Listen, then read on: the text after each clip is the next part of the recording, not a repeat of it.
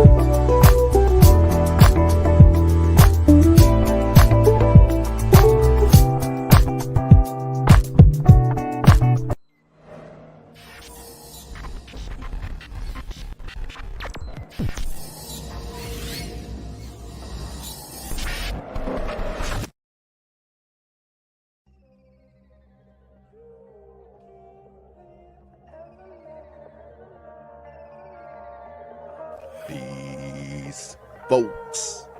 This is X from TPOT Media.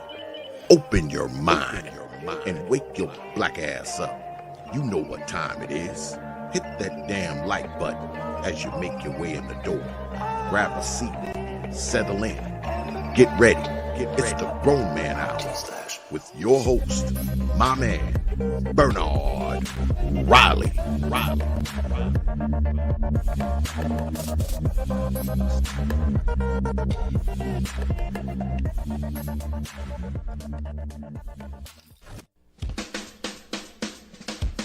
Hey, what's up, everybody? This is Mumia Obsidian Ali.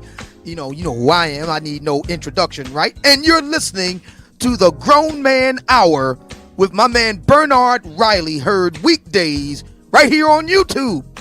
What do you think about that? How about that? Now let's get back on with the show. Thank you.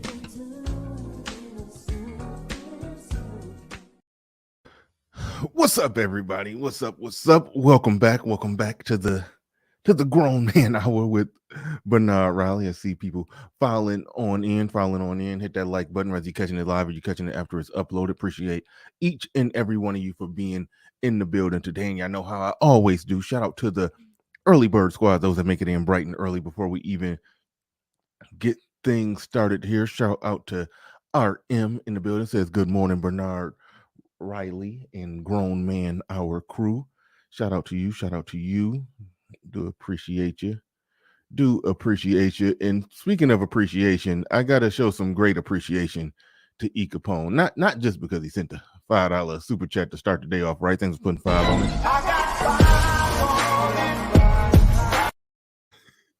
But I appreciate all of my faithful supporters when y'all are when y'all in somebody else's chat room and they saying some nonsense about me and saying I said some shit I didn't say. I just love it. You know, y'all don't want to start a revolution or rebellion in somebody else's chat room, but I like when I see some of y'all just politely type, Bernard never said that.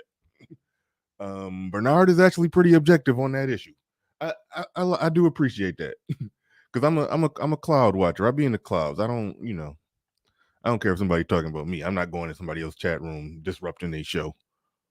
I don't care. Typically I don't. But I do. It's some people. It's some people who I see will hold the line for me even when they don't even know that I'm looking. They will still hold the line for me. So shout out to all of y'all on that one, man. I do appreciate it.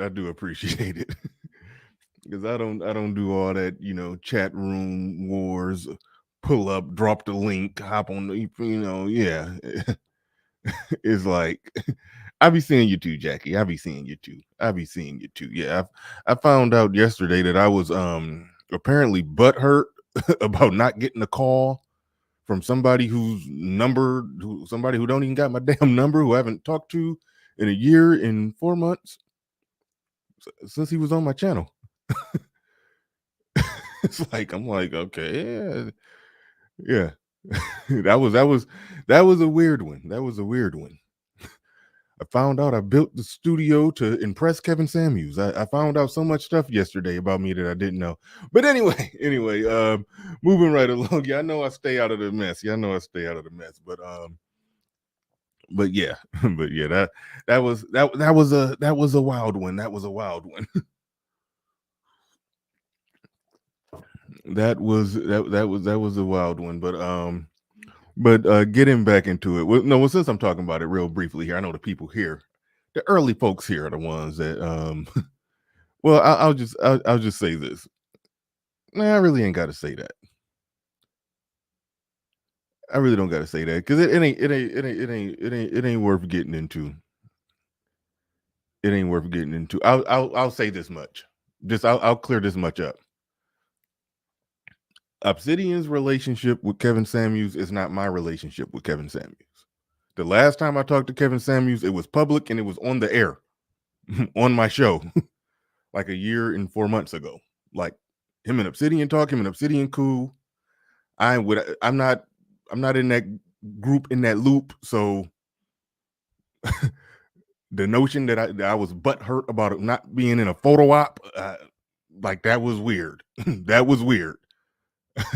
I'm not. Yeah, so that like all of that was weird that I'm lumped into that. Some people think that what Obsidian say, that's somehow what I say. It's like, no, that's not true. I speak for myself. I speak for myself. All right. The weird thing about it is that a lot of times people will quote Obsidian, something Obsidian said on my show, and I gave Obsidian pushback, probably argued with Obsidian for 30 minutes about something that he said. But then when they go and report what Obsidian said, they say they said it.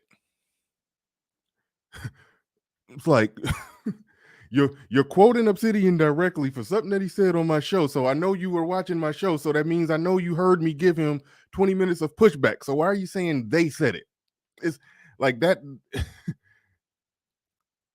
that weird stuff happen all the time, and I don't get it. But like I said, I'll briefly. This is me briefly touching on it, and then moving the hell on. This is me briefly touching on it, moving the hell on. But shout out to E Capone, Bitcoin L. It was a few others that was in there. I was like, no, Bernard is actually very objective on that particular issue. But anyway, shout out to all of y'all. I do appreciate everybody who be coming through, supporting, representing, speaking up for your boy, even when I ain't in the building. But but all right, even when you don't know I'm watching, that's how you know somebody truly supports you. They don't even know you're there, but they got you back. They don't even know you're watching, but they got your back. But shout out to all of y'all. Moving right along. I see Al Boogie in the building, uneducated lame. Stop instigating. Stop instigating. Oh shit, hold on. Shoot. Trying to keep it algorithmically safe. Don't be spreading your weirdo. It is weirdo.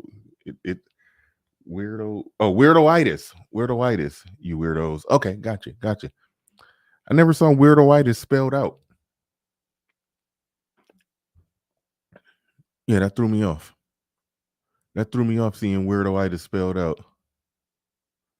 But yes, get the likes up. And Jada LaRue, I got your email. I probably more than likely I'll be discussing that on this show, because that was definitely a good, well written email where you were suggesting a topic, but you did all the research for me.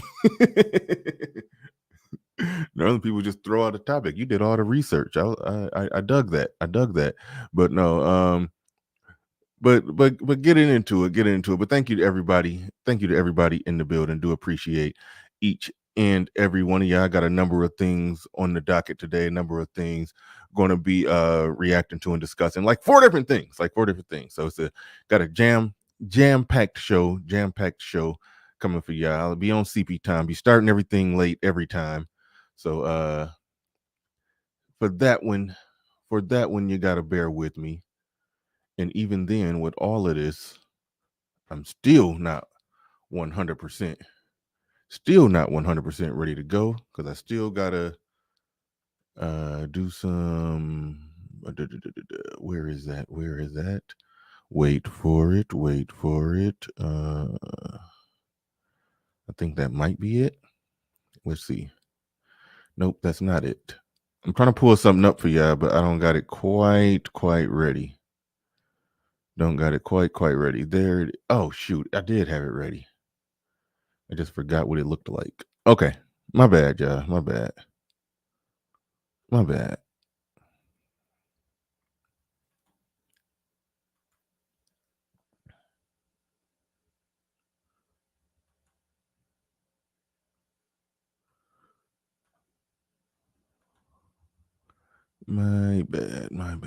All right. Thought-itis. I guess that works. I guess you can put itis behind anything.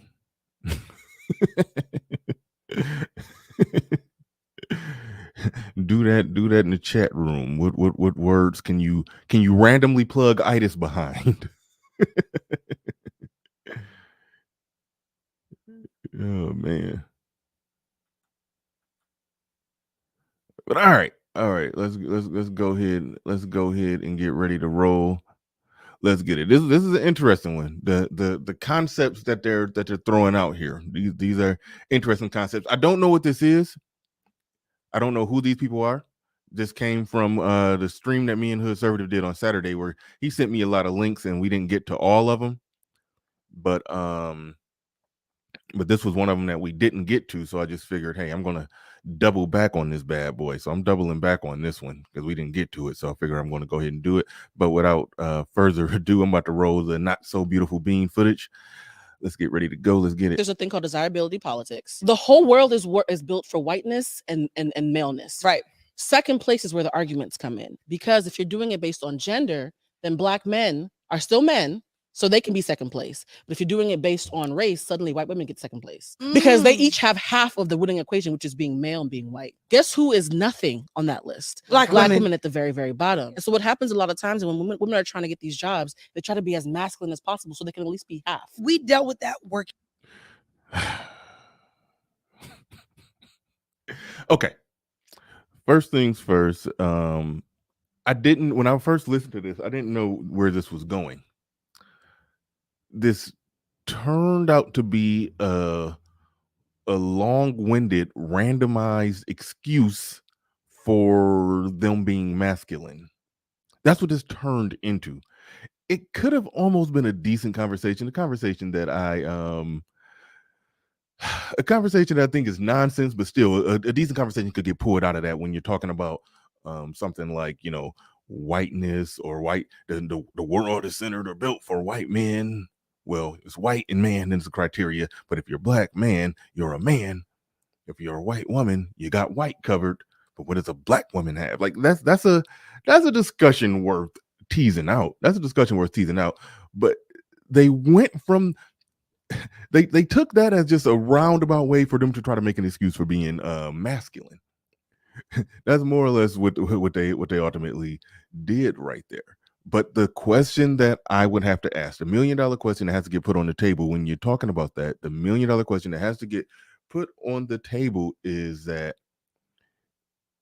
if they're saying that that Black men are somehow in second place in this whole schema that they laid out, Black men are in second place in this schema that they laid out, then like they should be able to produce or show somewhere how and where like are Black men just getting jobs over black women? Like, are they more employed?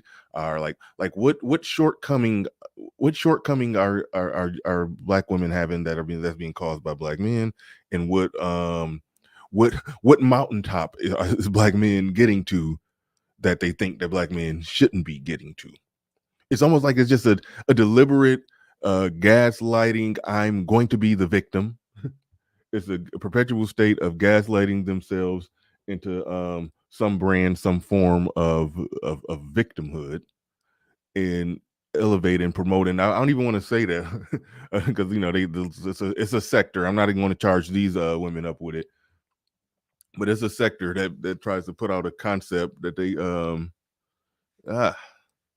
hold on, that they refer to as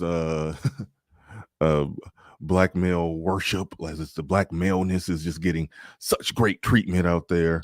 And it's like, the only thing I'm saying is, like, where's the evidence?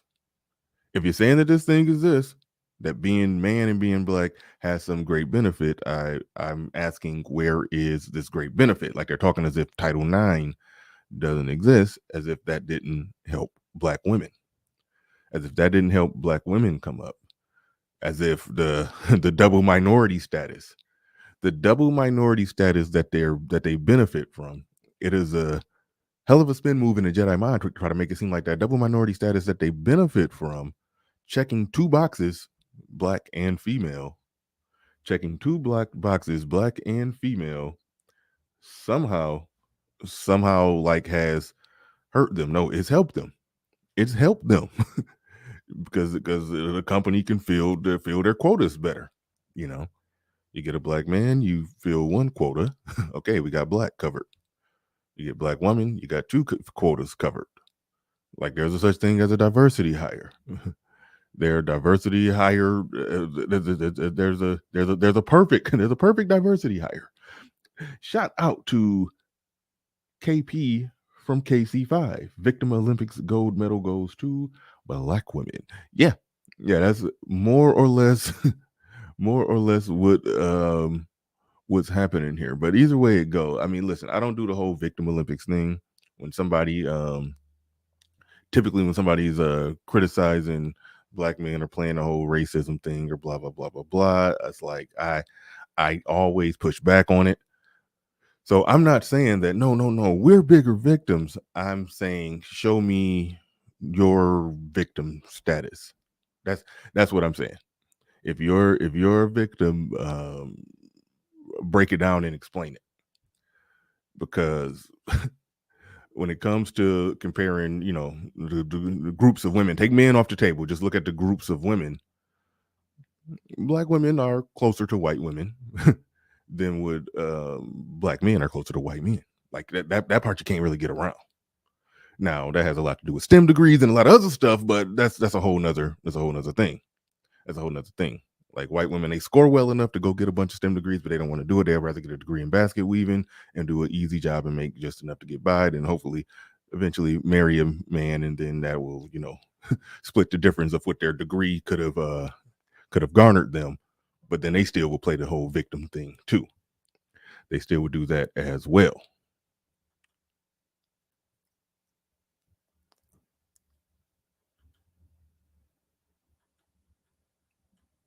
Based on gender, then black men are still men, so they can be second place. But if you're doing it based on race, suddenly white women get second place because they each have half of the winning equation, which is being male and being white. Guess who is nothing on that list? Black women at the very, very bottom. And so what happens a lot of times when women are trying to get these jobs, they try to be as masculine as possible so they can at least be half. We dealt with that working with men, the masculinity or how we were showing up in a space of business. I would say with authority. It was almost manipulated for us to believe we were being emotional. Whenever it comes to oppression, showing up with authority in a place of business, it was being manipulated, as in they were saying that you're being emotional. Now, in the name of reaching across the aisle, there is a such thing as, like, they've done studies on this, and I don't even know how legit it all is. Man, cut it out, man. I was on my way there. Caveman talk. A space of retail stores, man. Gone.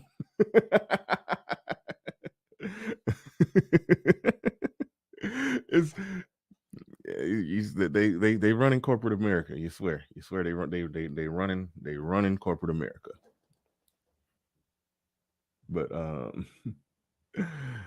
the fact of the matter is, see, y'all throwing me off. I gotta not let me not look at this chat room. Hold on, let me fix this where I can like not see the chat for a second. Because y'all throwing me off bad. Y'all talk about her legs wide open. Man, cut it out. Man, I'm trying not to even go in on appearance here. I'm trying not to go in on appearance. Trying to be good today. But okay.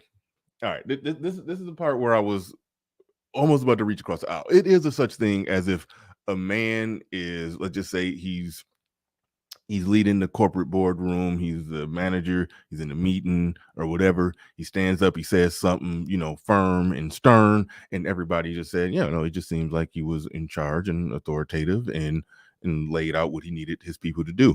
And then they've done the same study where they had a woman come in and they said a very similar thing, and everybody said that she came off as bitchy. It's some truth in that. That if they walk in there, with they grabbing their nuts and beating their chest, they come off like that. The masculine woman comes off as bitchy. I'm sorry, that's part of what it is. The spin move in here, because I tend to believe this was mostly them just talking about relationships. I don't even got the full video. I just have this clip here.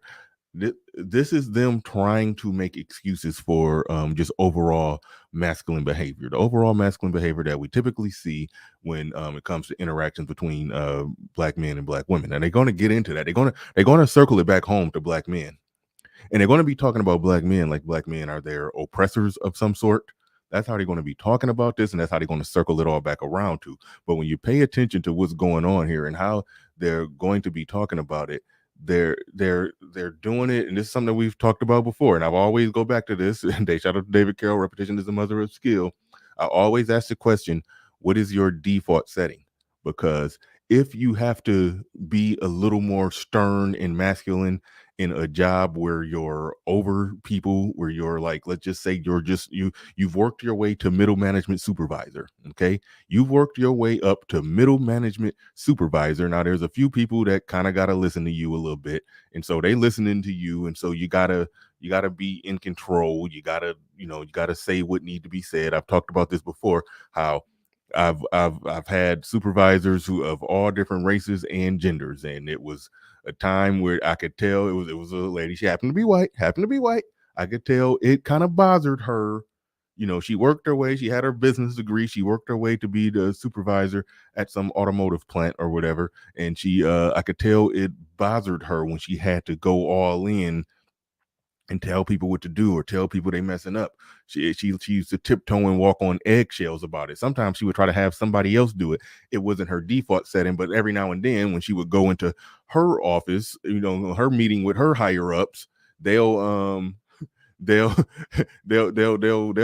into her about what's not going right out there on the assembly line, and she'll come back out there to the assembly line, and then I could tell she had to like suck it up and say, all right, I gotta get in people grip real quick, gotta get in them real quick about what they're not doing right, because my job on the line if they don't do their job right. But I could tell it was a daunting task to her. I could tell she didn't exactly like doing it. But again, it was his sister that was the supervisor for a little while. She loved every minute of it. She basked in the glory of it. I could tell the difference in what their default settings were. And I've seen the same thing with men. I've seen it was a time, it was hell. I had a supervisor at the same job, because that job, for whatever reason, they ran through supervisors like crazy. And one of the supervisors at the time, when he was a white male, he for whatever reason, keep in mind, I had some white male supervisors that was complete jackasses, but this one, he kind of walked on eggshells about it too. He didn't like to have to be, fussing at people or telling people what to do or checking people about not doing something right, because some of the stuff, especially on the damn assembly line, is out of the control of the, it's a lot of factors and variables that are out of the control of the person.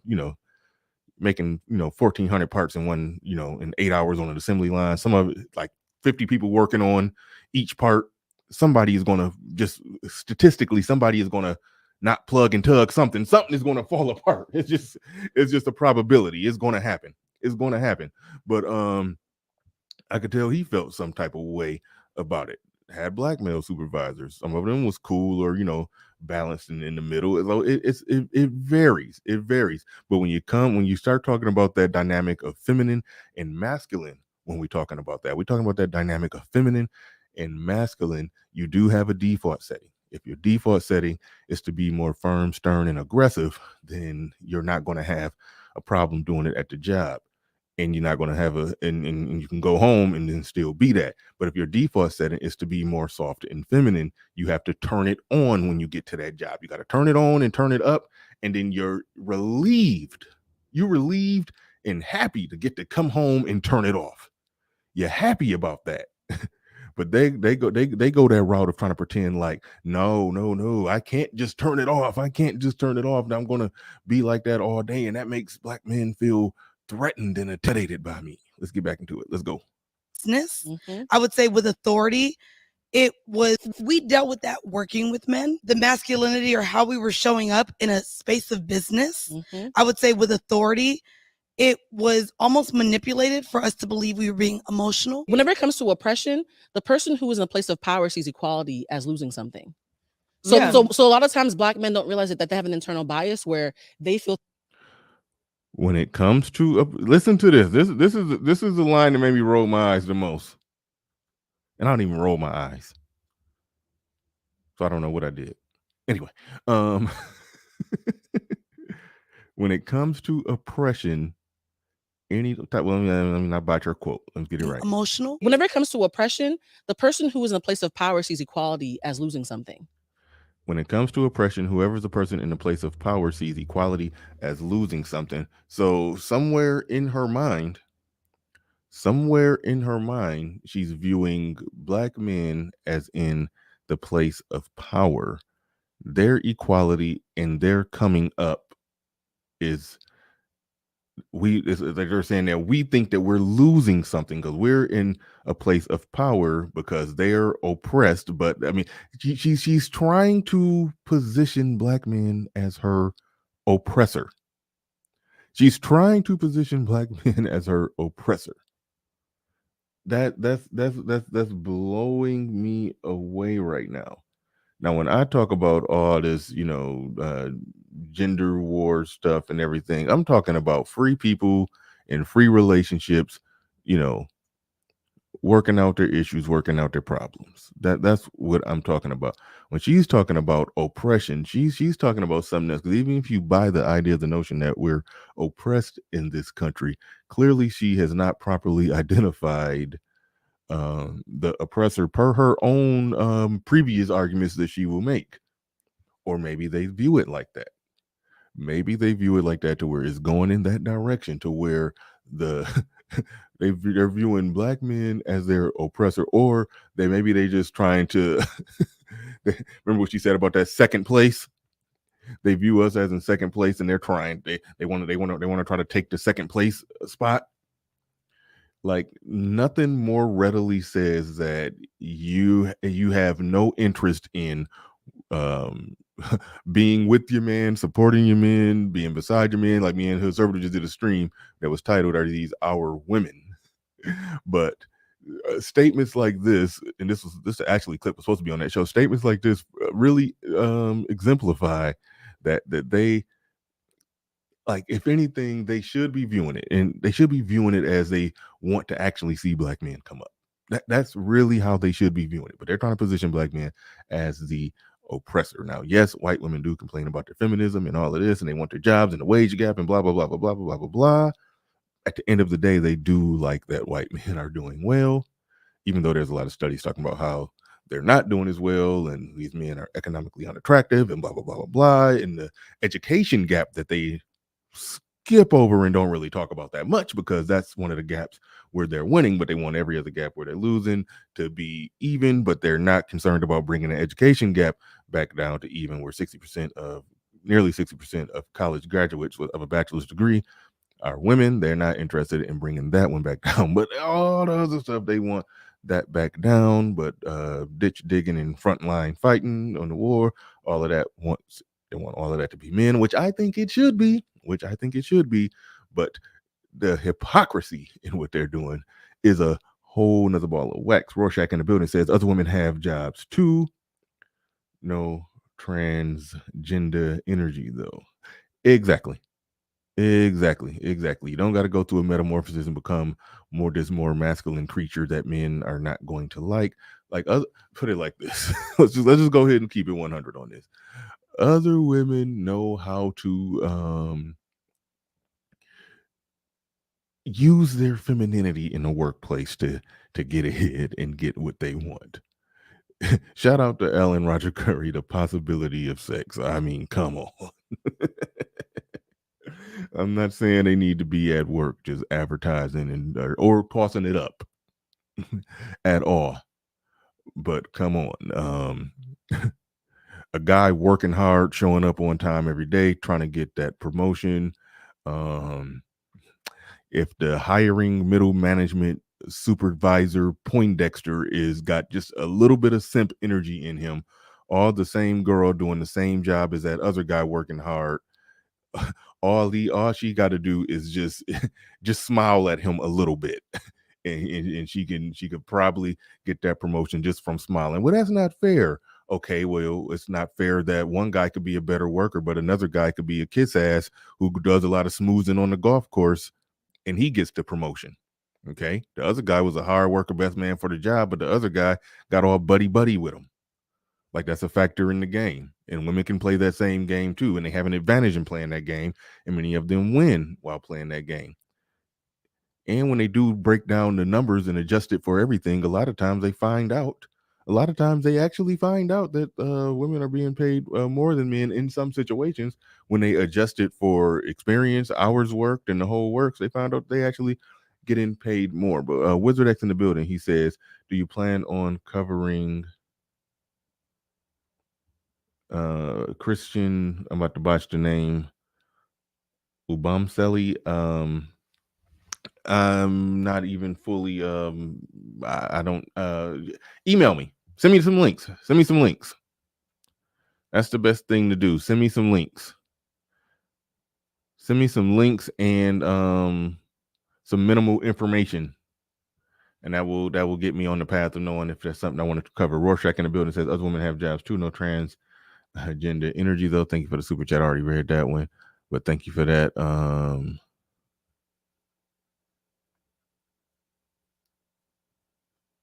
Thank you. I think that is it. Oh, that's pretty cool of you. You dropped the ARC audio book when I mentioned it. That's pretty cool. Thank you for that.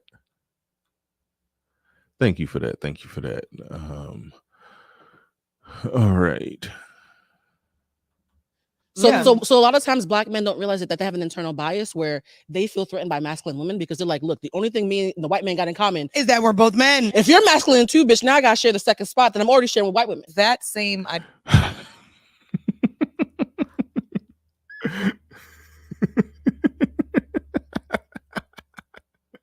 Let's gotta run that back.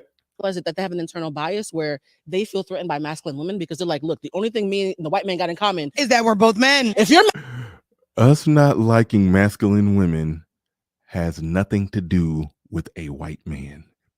It has all to do with us not wanting to be in a relationship and or have sex with a manly bitch. I had to put that as bold and blunt as possible. I had to put that bold and blunt as possible. Like, damn. Like, dang. Why they literally brought white people into that. Literally.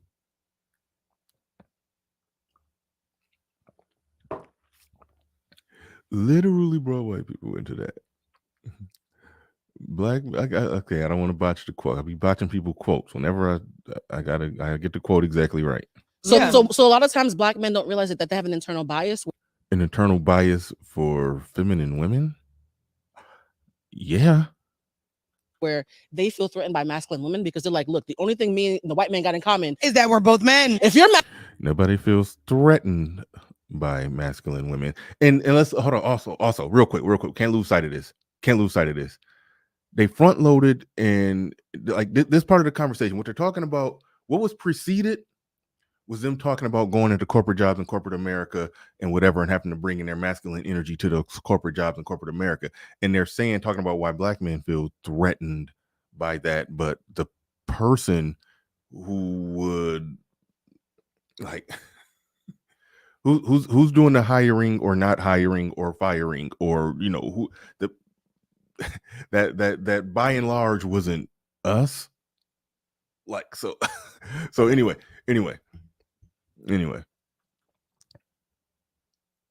that it's like that part just blows me away. That part of the conversation was front loaded with the whole notion that they're being mistreated or treated some type of way in corporate America, in corporate environments. But then they circle that around the back to make it seem like black men have some bias because like she said, to paraphrase, when you're in a position of power, you see equality. When there's oppression taking place and you're in a position of power, you see equality as something taken away from your position. They're putting black men in that position.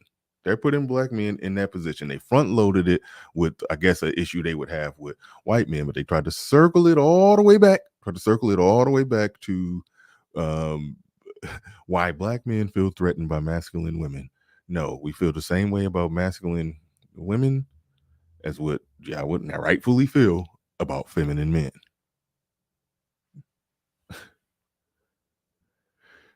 Shout out to EJ. He says, imagine being a woman but still dictating what and how black men think. Yeah. Says, I got 5 on it. Shout out to you. Appreciate everybody who's supporting the stream. Got 5 on it. I got 5 on it. Shout out to Mr. Negative, the negative man in the building. He says, so black men rank as high as white women. Yes, that was literally said in the clip. They said it's a preference for white maleness, white male. Okay. But if you're black, you have male covered, but not white. If you're a white woman, you have white covered, but not male. So black men and black women are in second place, but black women are at the bottom, even though Title IX gives them a double minority status. And they're actually, I think, I'm about to look that up right now. I think they're more employed. Stand by. I think they might be more prominent in the labor force than white women. I don't know. Blackdemographics.com don't specifically say where white people are. They say they show black people and they show everybody. They show white people, then they show everybody. But I'll pull that up. Hold up. I'll pull that up. We're about to see. I mean, they're not doing great, but they're not doing awful. No, it's fine. Employment. Percent in okay, yep. I can go ahead and pull that up.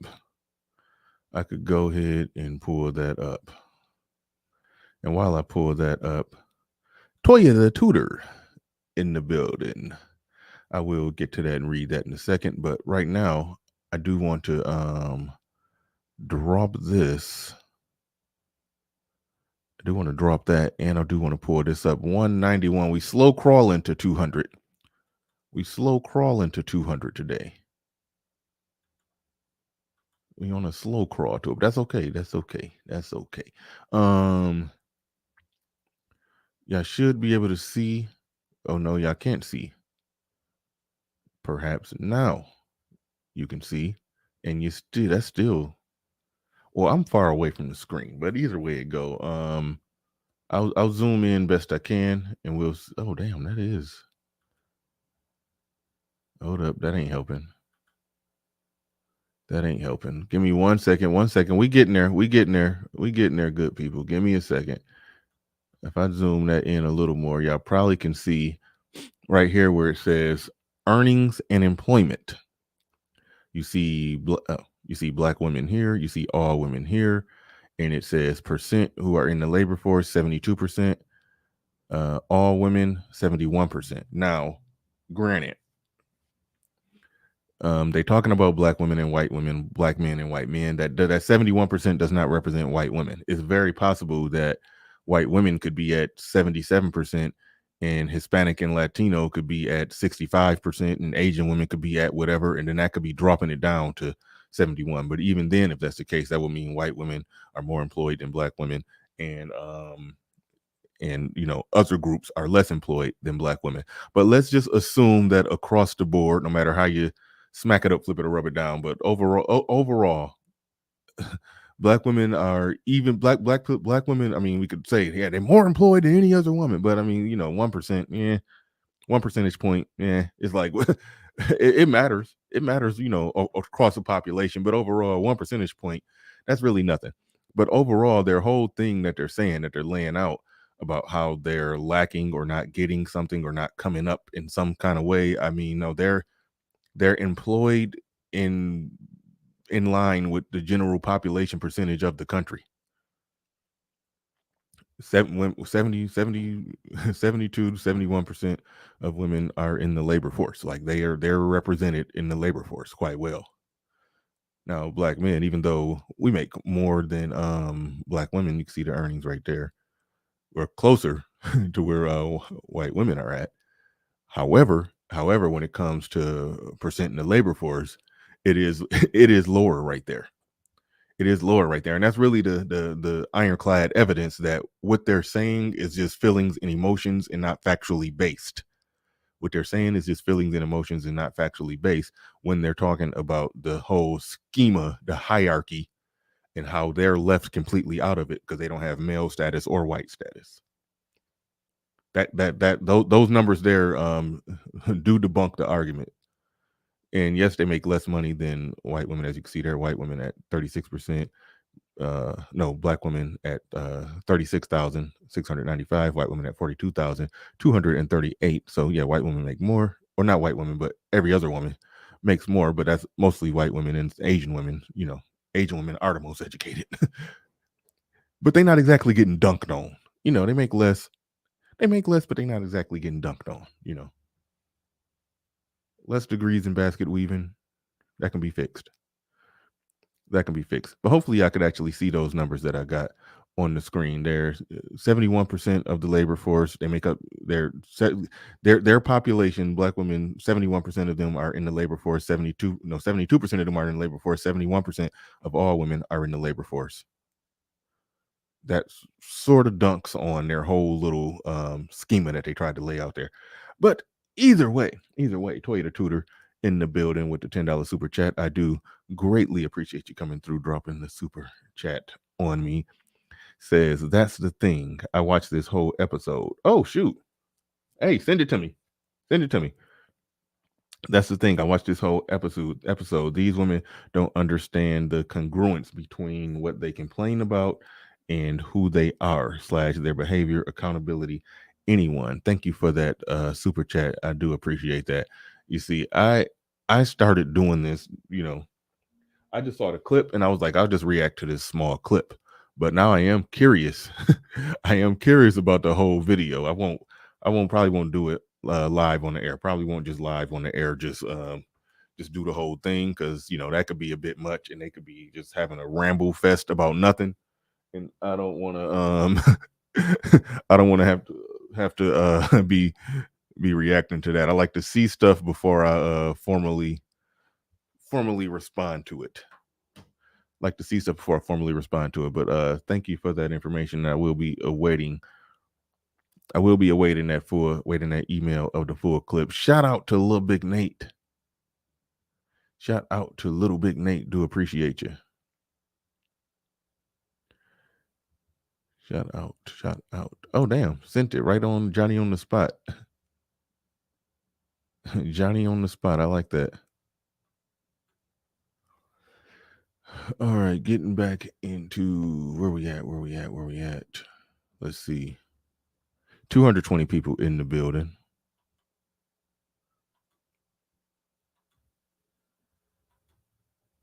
220 people in the building. Something. So, Yeah. so a lot of times black men don't realize that they have an internal bias where they feel threatened by masculine women because they're like, look, the only thing me and the white man got in common Is that we're both men. if you're masculine too, bitch, now I gotta share the second spot that I'm already sharing with white women. That's Nothing, again, like I said earlier, nothing says more firmly that we ain't rocking with y'all. We have no intention on being a part of your team.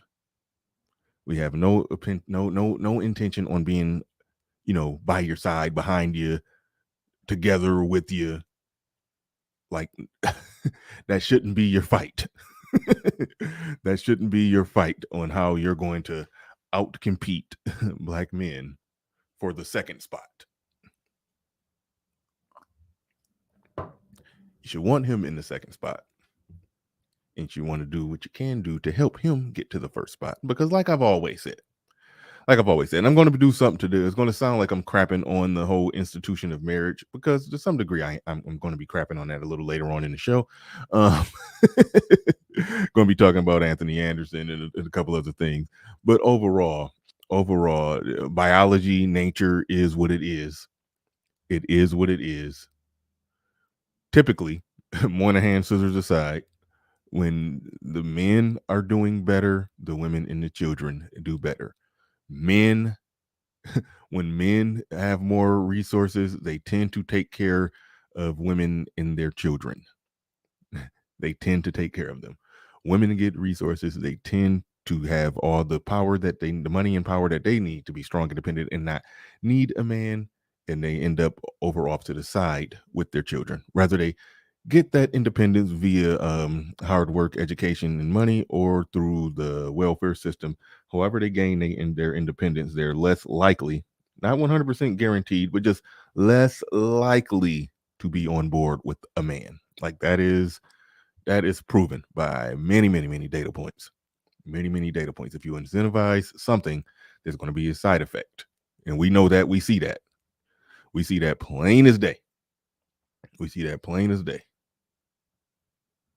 Same ideology applies to the idea of inclusion. All right, women, because they're like, look, the only thing me and the white man got in common is that we're both men. If you're masculine too, bitch, now I gotta share the second spot that I'm already sharing with white women. That's yeah. All right, so we'll let that one. We'll let that one go right now, because I got other things to go. Oh shit, my man Black Wolf in the building. I got other things to get it to. But the biggest takeaway is they are out of their mind. Just completely far gone out of their mind. If they think that a man's problem with a black man's problem with a masculine black woman is that he would have to share, he would have to share the second place spot to the white man. Me and the white man have in common that we're men. If you get masculine, then all of a sudden you're going to have that in common with him. As if we thinking about him when it comes to our interactions with you in relationships and in the bedroom. You might think about him all the time like that. Not us, not me. But Black Wolf Inc. in the building says, oh Lord, Captain, this is going to be a good one today. Shazam, bitches, Shazam. Hit my music. Absolutely. One moment.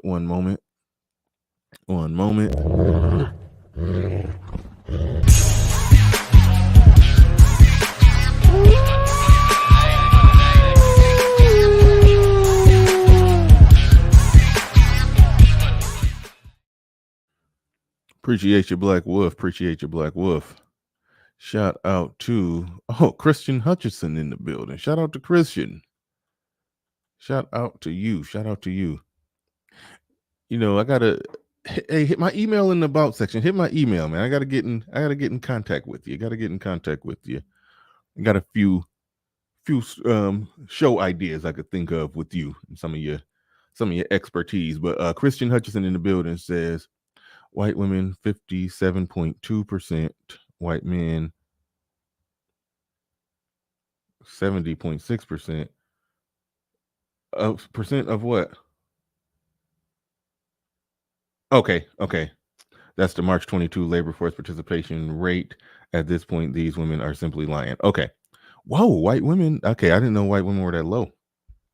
But white women 57.2%.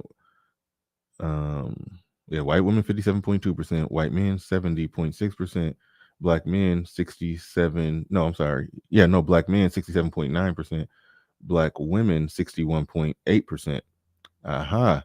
See, now that's a change. Black demographic stats are actually kind of old and they're pre-pandemic.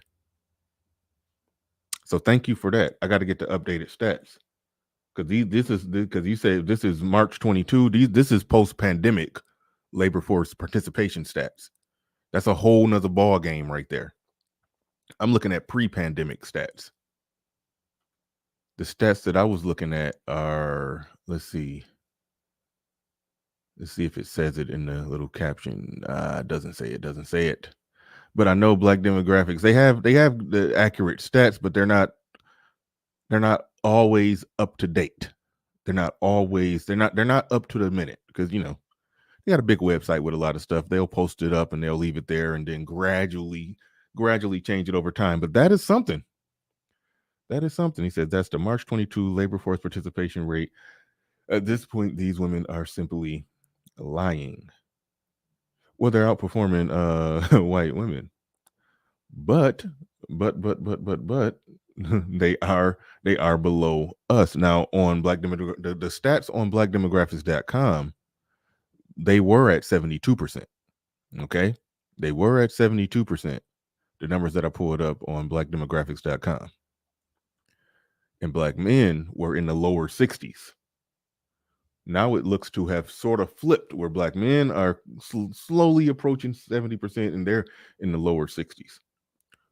So I won't give validity to their arguments, but they got something to gripe about. But again, white women, in the name of feminism, they're going to look at that 57% and the men at 70%, and they're going to see that as a problem. But you know what they're also going to do? Hitch their wagon to those employed men and benefit from it without having to go work at a construction site. That's what they're going to do. That's how that's going to play out on their end. That's how they're going to play out on their end. But no, I'm actually it's funny how we got to take the small victories. Black men, we got to take the small victories. But I like that, it's only 2.7 percentage point difference in white male labor force participation compared to black men, and black men more employed than black women as of right now. That was one thing that they always used to hold over us. They used to always say that we're the least employed. They used to always say that we're the least employed. Per the current stats, the post-pandemic stats, we're not. So I'll take that victory. Do that victory lap. 64 point, no gender breakout, but it's saying no. Hold on. And Asian 64.0. Okay. So it's Asian women, black women, white women, who knows where Hispanic and Latino women fall on that schema. But thank you for that super chat. I do appreciate that.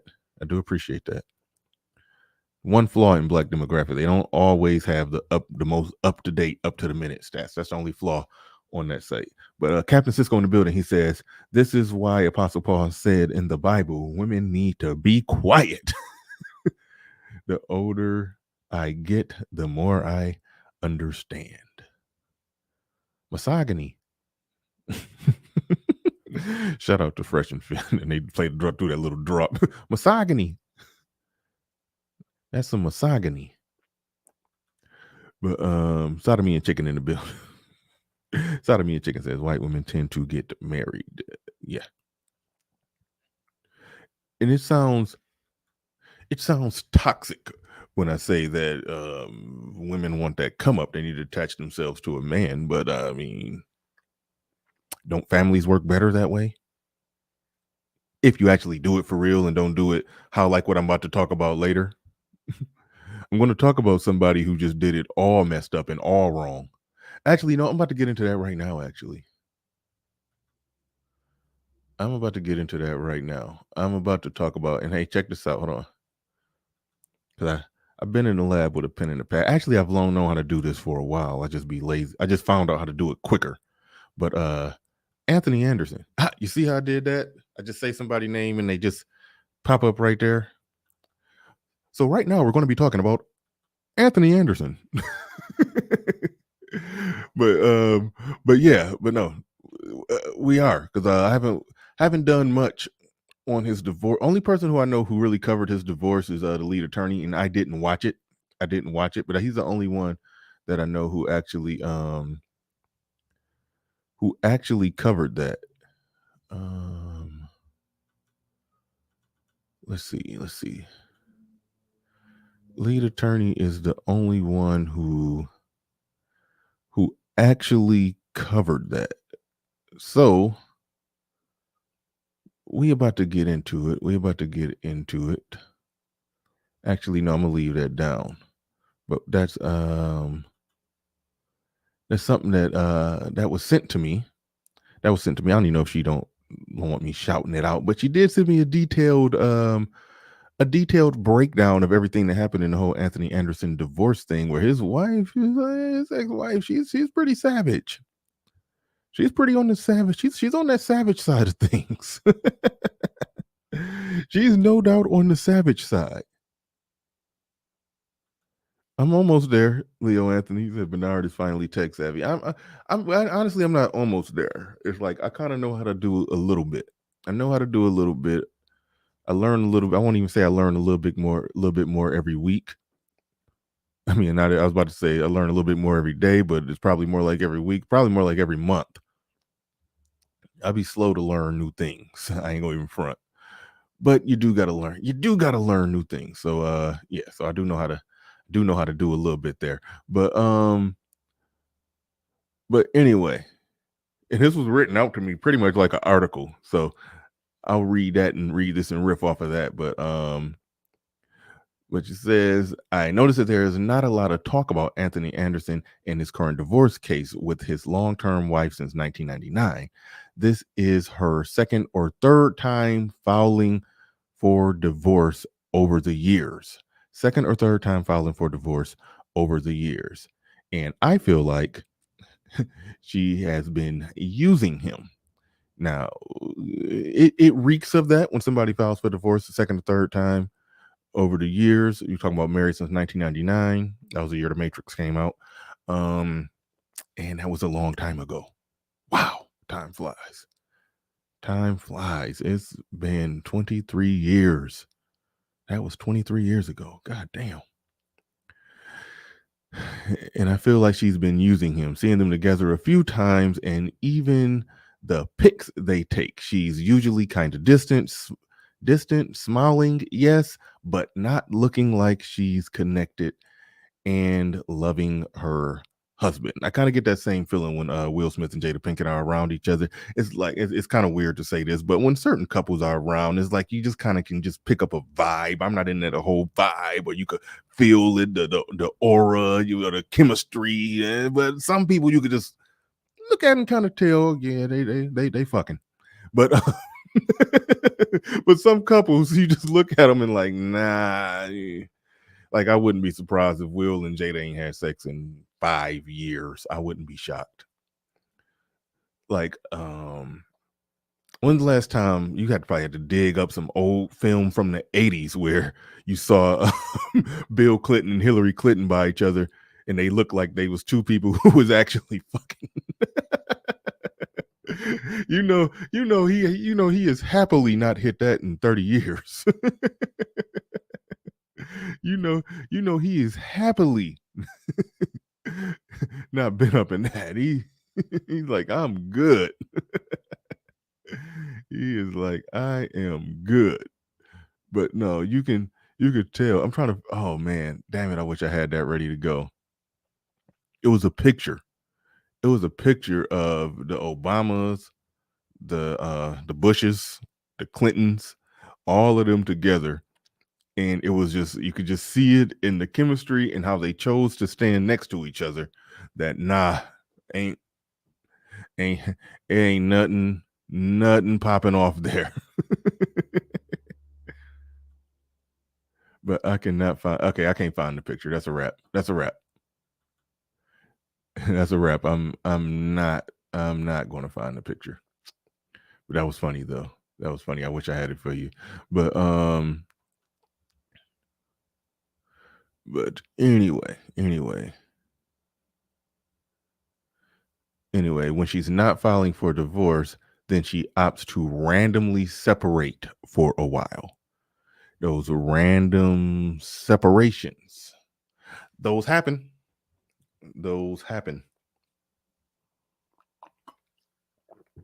The general view and perception is that when a woman needs that random separation, I need some time. I need some space. When that happens, the view and perception is that, yeah, they need some time. They need some space. I need to go find myself. I need to go learn who I am without you. They get all into that kind of stuff, but it goes a bit underreported that she basically just got a hall pass to go cheat on you. That goes a bit underreported. Is when she's not filing divorce, then she opts to randomly separate for a while when she doesn't want to be bothered or think he's about to tank. She files for divorce when she thinks he's about to tank. Now, that happens with ups and downs in the career of somebody like Anthony Anderson, who's just kind of funny, but he might get a good show like he had with Blackish. He might get a decent role in a movie, which he's got a decent role in a movie. Then he's had droughts when not being in movies or being in movies and the movies not being good. And then you go around a minute without being in movies and, stuff like that. It's very sketchy. Very sketchy when a woman is full blown ready to divorce you when she sees it's going down. But when you're on the way up, okay, I'm about to ride this out. Going down, I'm out. You see that happen all the time. When freaking NBA players, their wives normally leave them after they retire. All the time. Like, that's kind of the name of the game. Their wives will opt out. I'm talking about it like it's an athletic contract, like it's an athlete's contract. They will opt out and get their buyout after he retires. That's what a lot of them will do. I'm pro family, but we gotta keep it real. We gotta keep it real on this.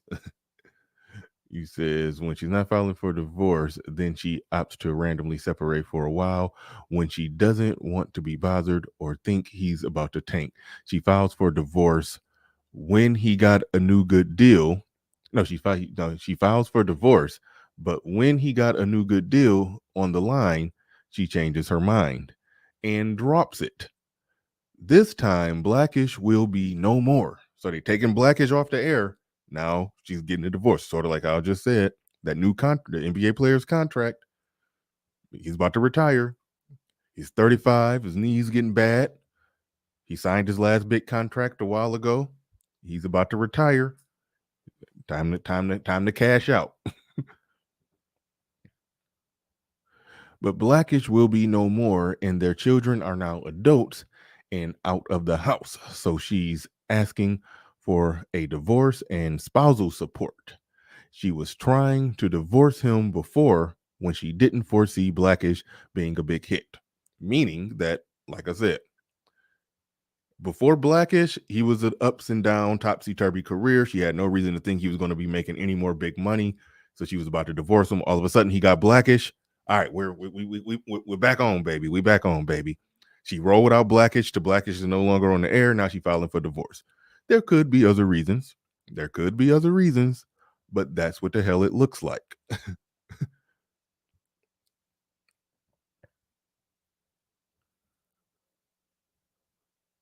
Once the show got the huge renewal, she told him she wanted to take the divorce off the table again.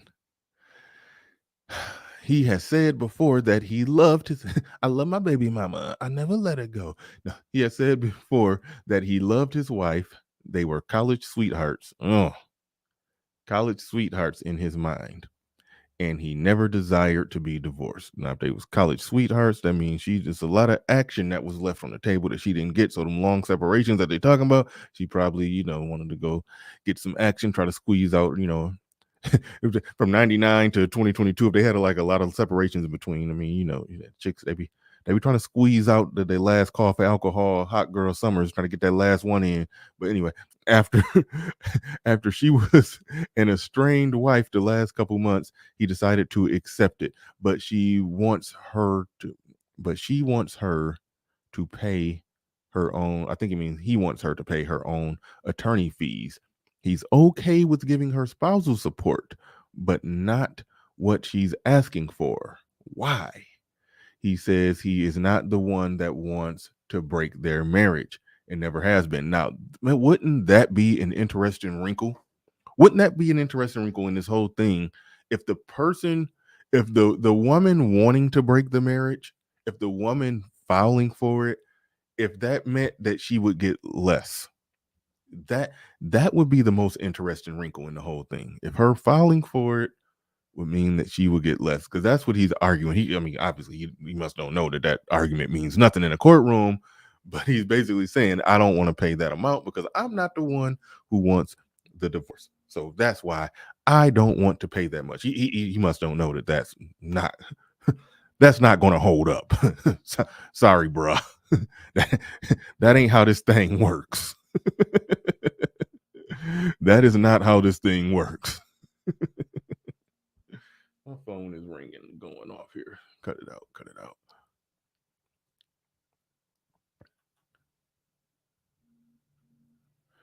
Shout out to Gail at Night in the building with the $4 super sticker. Appreciate you. Also, shout out to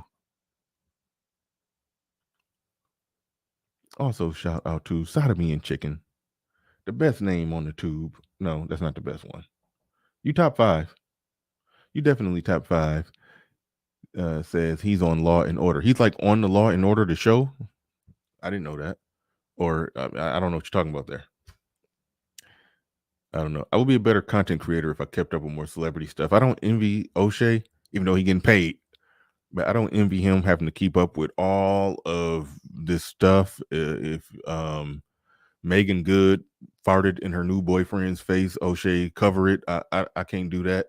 But but it's like I don't be keeping up with all these celebrities. But Wizard X says, just sent. I think you find it interesting. All right, I will check out what you sent. Which I don't know which email you sent it to. I don't know if you know my old email or my new one, but all right. I don't know what you just sent.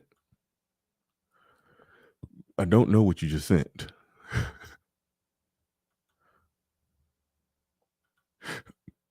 Okay. Oh, okay. Yeah. The previous super chat. Oh, that dude. No, that ain't really my speed. The black dude who got killed by the white OnlyFans model. I don't know what it is to cover there. I mean, I really don't know what it is to cover there. Yeah.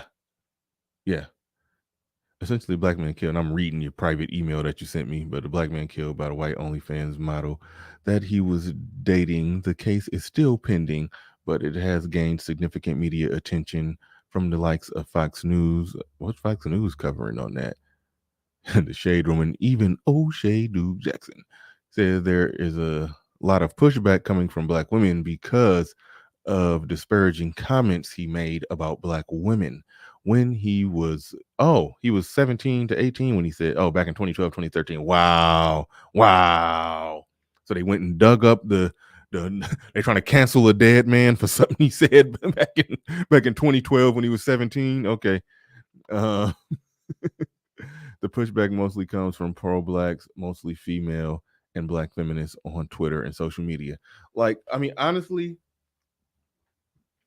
that's their thing to cover, honestly, because, you know, somebody who has an issue with Black men being with white women, I get why they're covering that, because that's their big look. See what happened. To me, that ain't really a big thing. It's just you know, people in relationships kill each other every now and then. Yeah, sometimes I cover stuff like that. I don't know. For some reason, this one, it just ain't jumping off the page at me, and it's not like the only thing that make it worth covering is the race difference. Like, if a Black OnlyFans model killed a random Black dude who she was dating, I don't know what the story is in that. Somebody got stabbed, okay. I mean, but again, if I was entrenched into the whole sisterhood reaction to it, like if they just really going in canceling a dead Black man, like I'm sure they're saying some things that's worthy of criticism. So I get that would be a story in that regard. But I really don't listen to them, so I don't know what they're saying about it. So I don't know what anybody is saying about it. I just don't know. I don't know. But I may do a little more looking into that and see what's going on. But overall, no, that just don't jump out to me.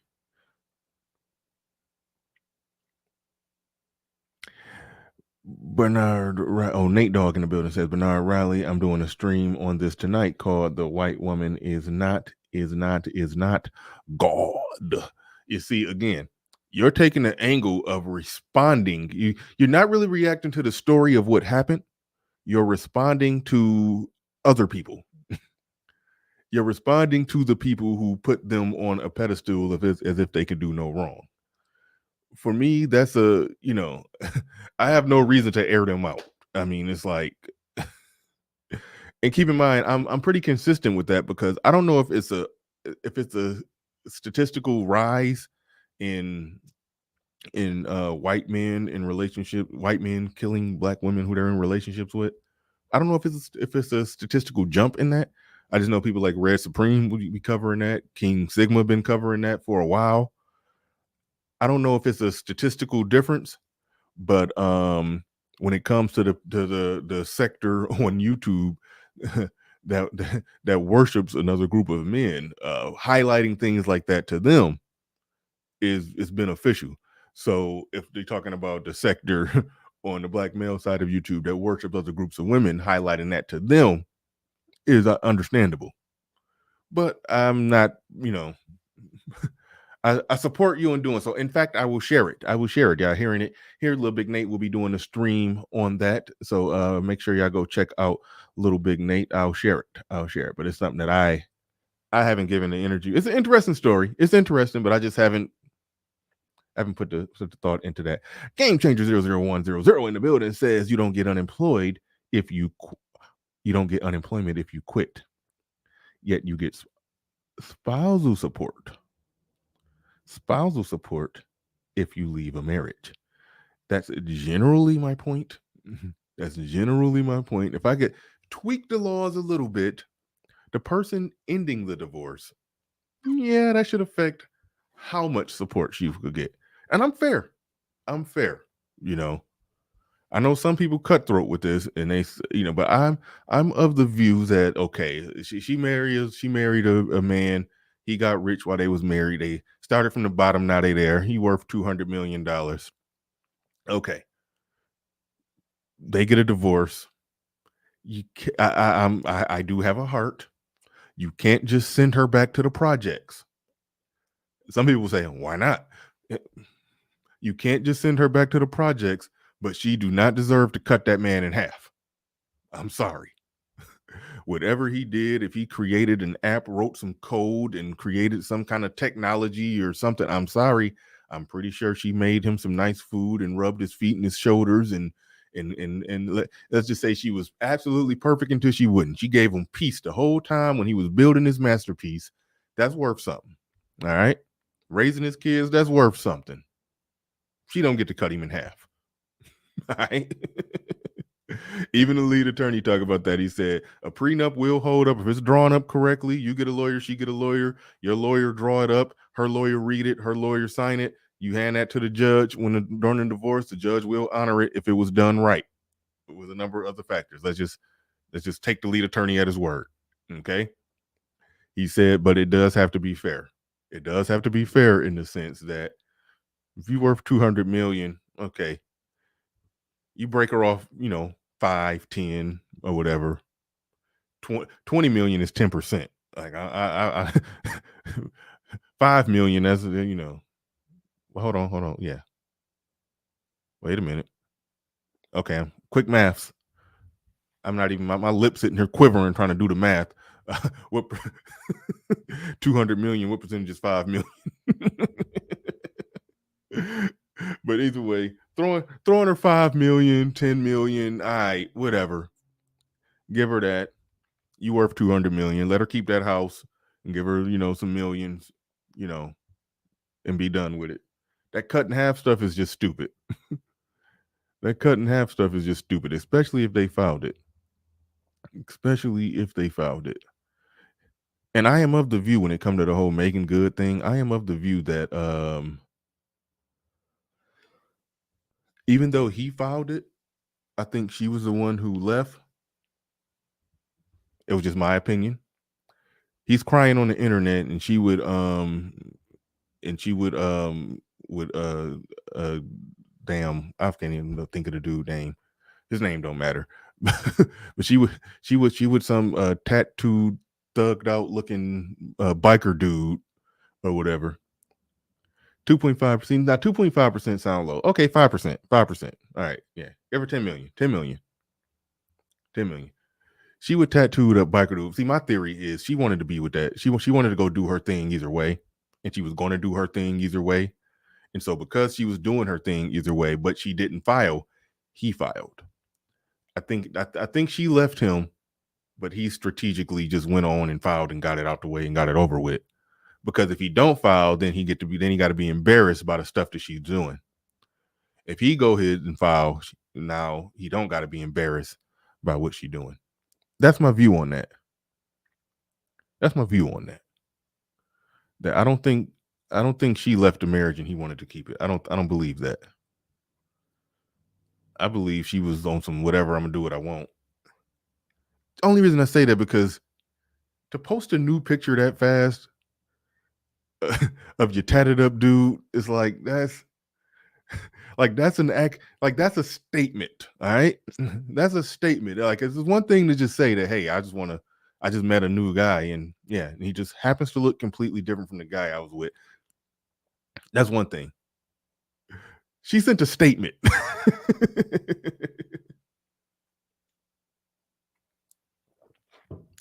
That was a statement. But no, I don't got a problem with 5%. But anyway, back on the subject. Wherever you put that at, it just shouldn't be half. It just shouldn't be half. I'm willing to put it somewhere. And depending on the amount, I go back and forth on how much, okay, you can break somebody off with. Y'all started from the bottom, now y'all there. But I'm about to get into another situation. I'm about to look at another situation after this where they didn't start from the bottom while they was there. And a prenup was filed, and it was a 5-year time limit on it. It basically, I think it was set up in advance that she would get $100 million. I'll tell you what I'm talking about in a little bit. She would get $100 million if the marriage went 5 years. Guess what? They got filed for divorce at the 5-year, 2-month mark. Let that sink in. But anyway. Back to Anthony Anderson. It says he is not the one that wants to break their marriage and never has been. This man married his college sweetheart, got rich and want to stick beside her thick and thin, no matter what, even though she pulling out divorce papers every few years, coming up missing, doing that, filing for divorce or not filing for divorce based on whether or not his career is on the up or down, but he still want to stick beside her. I love my baby mama. I never let her go. That's what he owned. Also in this, I'm calling it an article, even though it's just an email somebody sent me. I'm calling it an article. It says, side note, Anthony Anderson has had a few sexual assault cases over the years while he was in one of her separation moments. But he went to court for all of them, no payouts. I can't recall. He probably had to settle.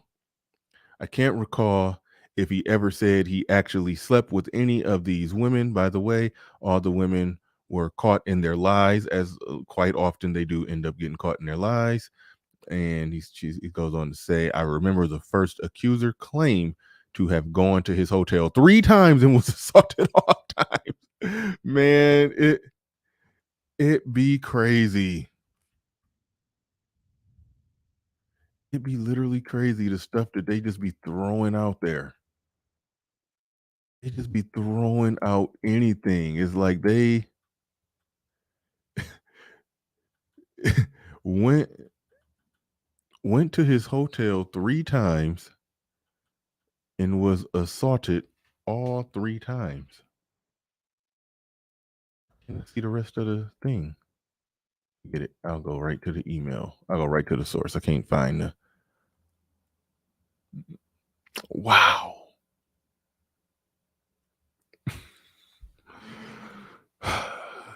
So he had, I charged her up with having some liaisons. I think that's the right word. Apparently he had some situations too. But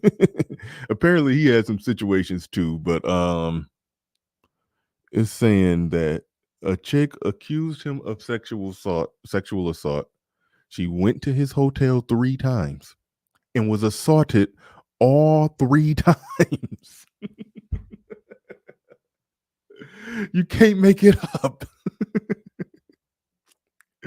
You cannot make it up, man. Give me some more. All right. Oh man, Game Changer. I see you down there in the building. I'll put the link. Actually, no, I'll send you an email if you want to come on up and if you want to come on up and participate in this. But yeah. Damn it. Hold on, that's not you. Wrong email.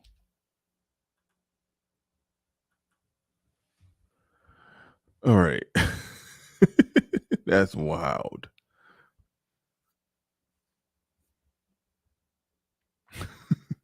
Three strikes, you're out. Give me some more. How sway?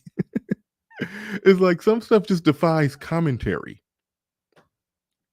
Some stuff just defies like what commentary do you give to that? What do you say to that?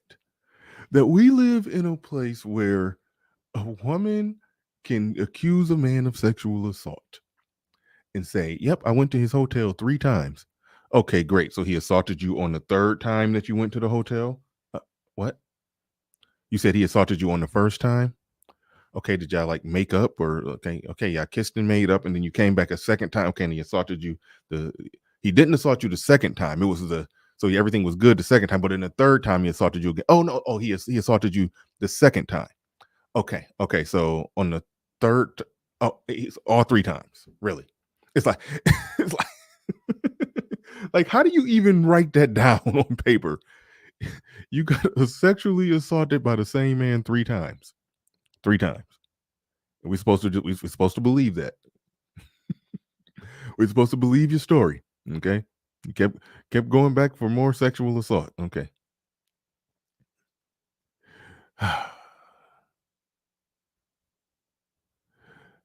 It says, I can't recall if he said he slept with any of these women. By the way, all the women were caught in their lies. I remember the first accuser claimed to have gone to his hotel 3 times and was assaulted all 3 times, and also told someone she was just trying to get money out of Anthony. It's like when they just admit it, like, okay, just go on and go full gangster and admit it. That's what it is. And that, Chris Rock made a joke about this. He said, he was talking about how after his divorce, he found out that women that he was attracted to, like Rihanna, he said, he was like, all right, I'm single. Yeah, I can, go shoot my shot. He said he got around Rihanna at some celebrity party or whatever. He said Rihanna didn't even look at him or even just acknowledge him as a dick carrying member of society. Like, it's like that with some men to some women. It's like you might as well not even have testicles at all. Like like we just acknowledge it. Like, you do know I'm a man, right? But no, Chris Rock said Rihanna didn't acknowledge him as even a dick carrying member of society. And I think that's how these women apparently viewed Anthony Anderson. Like, some people, their celebrity status don't yield them access like that. Like, that's what Chris Rock was saying. But I'm assuming Anthony Anderson is in that category that they like, oh no, I'm about to get the bag off of him. Chris Rock said women don't look at Chris Rock said women don't look at him like, yeah, I think I'm gonna fuck him. They look at him like, ooh, I think I'm gonna get him to pay my student loans. Like, he said that's how women look at him. And so that's what they was on with Anthony Anderson.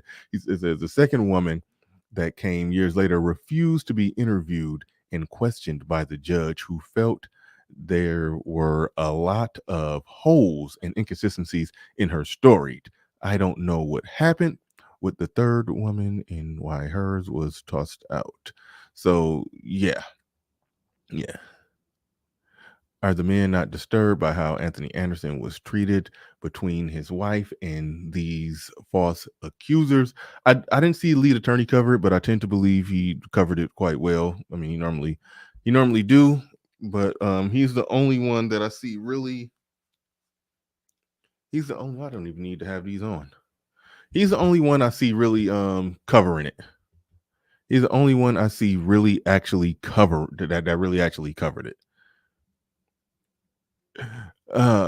This is a silly question to me. She says, would he be considered a simp for falling for all these situations, traps while dealing with women, including his wife? I'm not getting into that. Yeah, probably. I'm not going there. I'm not going there. Let me reach back over here. We got 275 in the building. It's a certain level of stupidity to where even if you're that dude, you got the money, but women looking at you as a target, you got to move right to avoid those situations. That just is what it is. Ain't no ifs, ands, or buts about that. You got to move right. You got to move a certain way. Far as him wanting to stay with his wife, sometimes you got to bite the bullet and start over. And when you got a career like that, when you got a career that you think you could bounce back on, like if he would have they would have went on and pushed that divorce through before Blackish, he would have made that Blackish money and been good. But now that they rolled it out because he wanted to stay with her, now she's getting that Blackish money up off of him. So it is what it is on that. It is what it is on that. The other thing, and this one is actually funnier. This one is actually funnier. Give me 1 second. 1 second, 1 second, 1 second.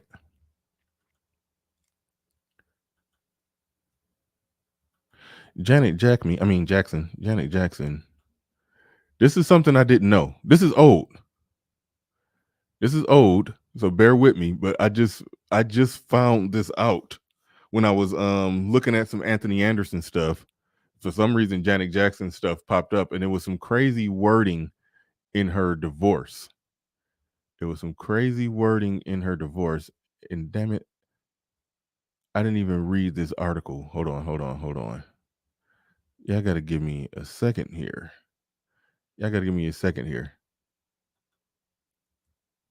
Oh, and let me pull Anthony Anderson down and pull Janet Jackson up. See that? See, I told y'all I'm getting good with the graphics. That's Janet Jackson in a beekeeper suit. She married some Muslim dude that had her in a beekeeper suit, and he was rich, but he had her walking around in a beekeeper suit, a hijab, and all the you know how it works. You know how it works, the Muslim women. But he got Janet Jackson to be in a beekeeper suit. She ain't Miss Jackson if you're nasty no more, I guess. I don't know, but he had her walking around in a goddamn beekeeper suit.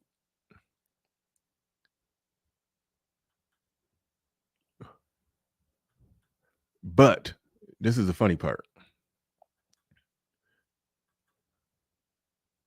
And I don't got it all the way up and ready to go like I need it, because I be slacking. But it was written into her divorce. Hold on, real quick. Let me read through this. Y'all bear with me. Hold on. Janet Jackson split from filthy rich Qatari businessman Wiseman Al Mana. Okay, so she married some rich dude, some rich Muslim dude. Okay, he's filthy, stinking rich. All right. Could net her up to $200 million under terms of their prenup. Now, remember what I talked about the prenup before, how you want to write it in, how these rich dudes, they write it in fair. She get a lawyer, you get a lawyer. The judge allegedly, supposedly will honor it. All right. That's what they're saying. That's what word on the street is. The judge will honor it. All right. She was entitled to $100 million if they stayed if they stayed married for at least 5 years.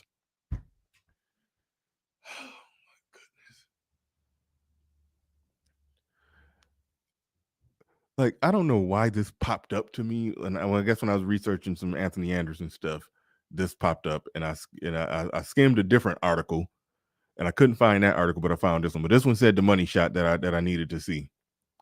That's the money shot right there. Okay, that is the money shot. Oh, come on, get that. I hate when those pop-ups drop down. God damn it. Sound like Cartman. God damn it. It literally says, y'all should be able to see it right there. I don't know what y'all can see on the screen, because my screen may be different than yours. But she was entitled to $100 million if she stayed married for at least 5 years, source told the Post. Like, correct me if I'm wrong. Let me know if I'm tripping. Let me know if I'm tripping in any way, shape, or form. But don't that sound like this dude? Like, that, to me, that sounds like, baby, please, I give you $100 million if you just let me occasionally have sex with you for 5 years. 5 years. Like, that's what that sounds like. So he got old Janet Jackson to walk around in a beekeeper suit for 5 years, which she did. Walk around in that beekeeper suit for 5 years. And at the 5-month mark, at the 5 year and 2 month mark, 5 year and 2 month mark, she filed for divorce. She literally read that prenup and said, $100 million, 5 years? Like, nigga, you got a deal. She said, you got a deal. I gotta walk around hot as hell in this beekeeper suit for 5 years. I mean, for 5 years. I gotta walk around in this beekeeper suit for 5 years and get my $100 million from Ahmadinejad or whatever this dude name is, and I'm out. Like, that's what happened. Dapper Gents in the building with the $5 super chat. Do appreciate that. I had the screen down. I don't know if I've been missing super chats, but I appreciate everybody who's been supporting the stream. The screen should be up going forward. But hold on, give me a second. Jackie Jack says, sounds like a strictly business arrangement. What kind of business though? What kind of business? If anybody can show a way in which her being married to him helped his already lucrative business to where this dude is like pushing somewhere in the area of being a billionaire? How does getting married to past her prime no longer fertile Janet Jackson? Oh, wait a minute. Was Janet Jackson one of the ones that had a baby real late in life? Yes, saying one. That's Janet Jackson in a beekeeper suit. Like, I missed all of this stuff. I must not. This just popped up, and I was like, "Oh shoot, let me just put that up there to just talk about just the buffoonery of that kind of a prenup that basically says if we go 5 years, you get $100 million, a cutoff date. I got to walk around in a beekeeper suit and occasionally have sex with you for 5 years, and I walk away with $100 million. Like, I'm sorry, that it is one thing. Okay, he got it like that, so he can make a woman that kind of offer, but still, why?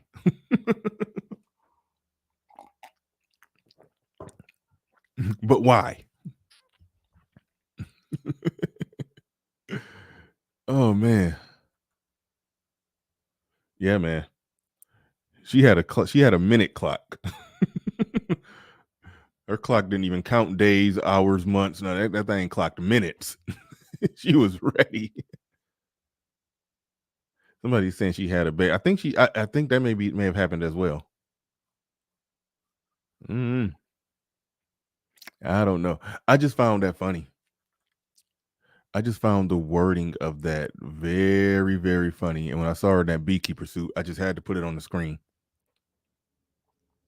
I had to put that on the screen as soon as I saw the beekeeper suit. Had to do it. Had to do it.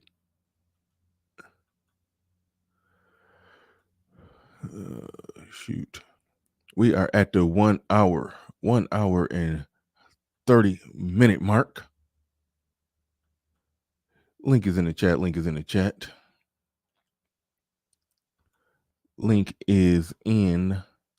chat. And while I put the link in the chat,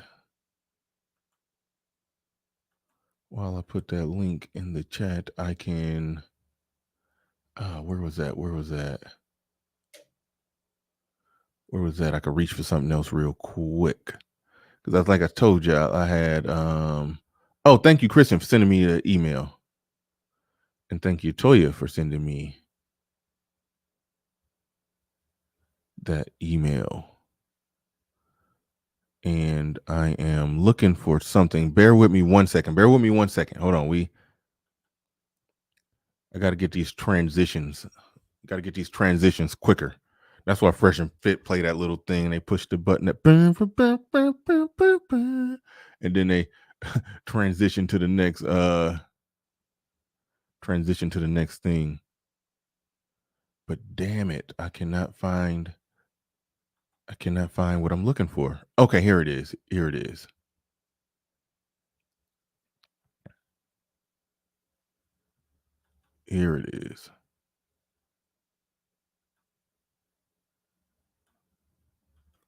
I apologize for the dead air, doing two things at one time here.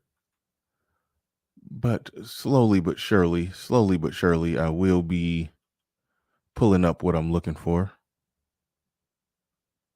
Slowly but surely, I will be pulling it up. The link is in the chat. Anybody want to come on up?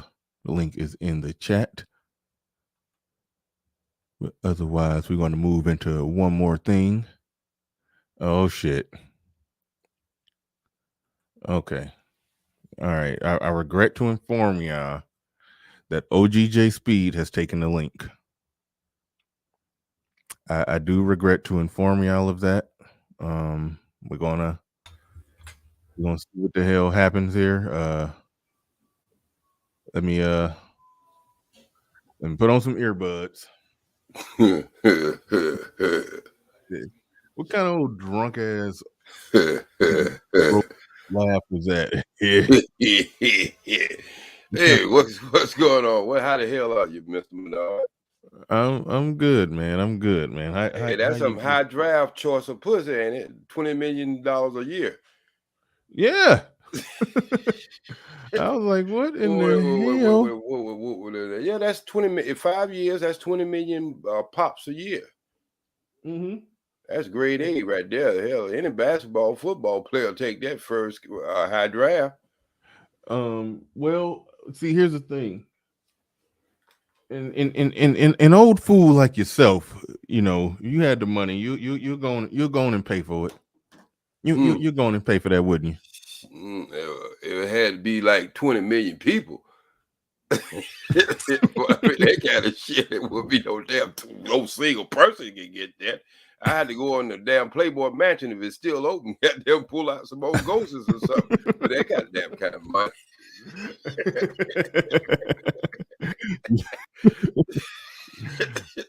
Hey. I'll tell you, man. And then that fat girl convention you had, the first video you was using, all of them were sitting on the sofa with their legs wide open. I'm spoiling my breakfast this morning. Well, all of them, you didn't notice that, did you? All of them were wide legged. They were sitting down there with their legs wide open. I mean, you couldn't see nothing with all that bumps and lumps and cellulite. It's like the trying thighs to get to the old box, but you still the thighs just was the leg being open. The thighs was blocking anything if you tried to look in and see something. Yeah. But that was a real short clip. It seemed long because I kept interrupting it. But I can actually play that again, and I guess that would be interesting because you got a unique perspective. I listen to some of your stuff in the clouds on your channel that you be going off on. The channel that if it get big, they're gonna take it down. Yeah, because you be going off too hard on the system. But so I am interested to hear your take. I'm interested to hear your take on this what they said here. So I'm going to play it for those of you who are new here who didn't see it earlier in the stream. You can hear what we was talking about earlier, and we're going to get OGJ Speed's reaction to it. So here we go. Get it in. Hold on. I'm messing up. Then black men are still. All right, here we go. There's a thing called desirability politics. The whole world is built for whiteness and maleness. Right. Second place is where the arguments come in, because if you're doing it based on gender, then black men are still men, so they can be second place. But if you're doing it based on race, suddenly white women get second place because they each have half of the winning equation, which is being male and being white. Guess who is nothing on that list? Black women at the very, very bottom. And so what happens a lot of times when women are trying to get these jobs, they try to be as masculine as possible so they can at least be half. We dealt with that working with men, the masculinity or how we were showing up in a space of business. I would say with authority, it was. Hey, you could Paul go back, Bernard. Huh? Go back to that one was sitting in the middle. Who right wait a minute, right there? Right there. What the hell she got on? An unbuttoned I don't talk about that shit at the bottom. Okay, I was looking at the top. It looked like she's doing like a maintenance coverall, but and then got it unbuttoned.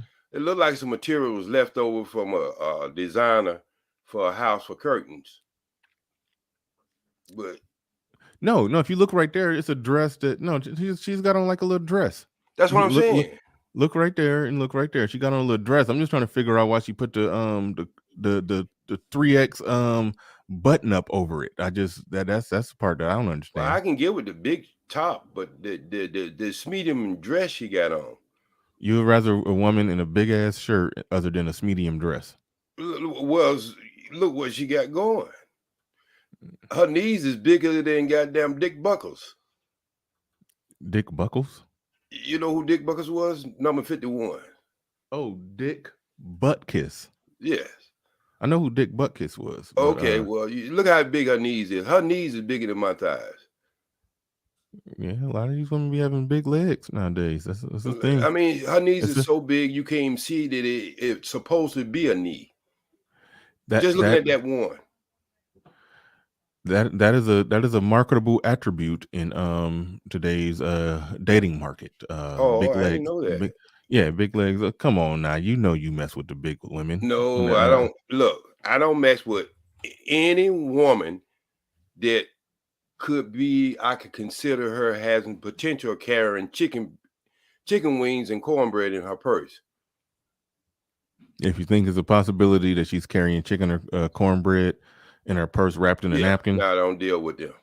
So you never been with a woman who, after y'all leave the Golden Corral, she take a couple chicken wings and wrap them up. She wraps some chicken wings up in a napkin and put them in her purse. And you ain't never had one of them? No, if she can't give it in a doggy bag, nah. If she put it in her purse, that pretty much I'm gonna tell her I'm going to use the bathroom. She had to get her old self back home. When you eat at a buffet, they don't let you take a doggy bag home. You just got to steal whatever you want to take home. Well, in the first place, we won't be eating at nobody. See, there's certain things you don't do. Okay. You know what I mean? You wouldn't take a big woman to a buffet.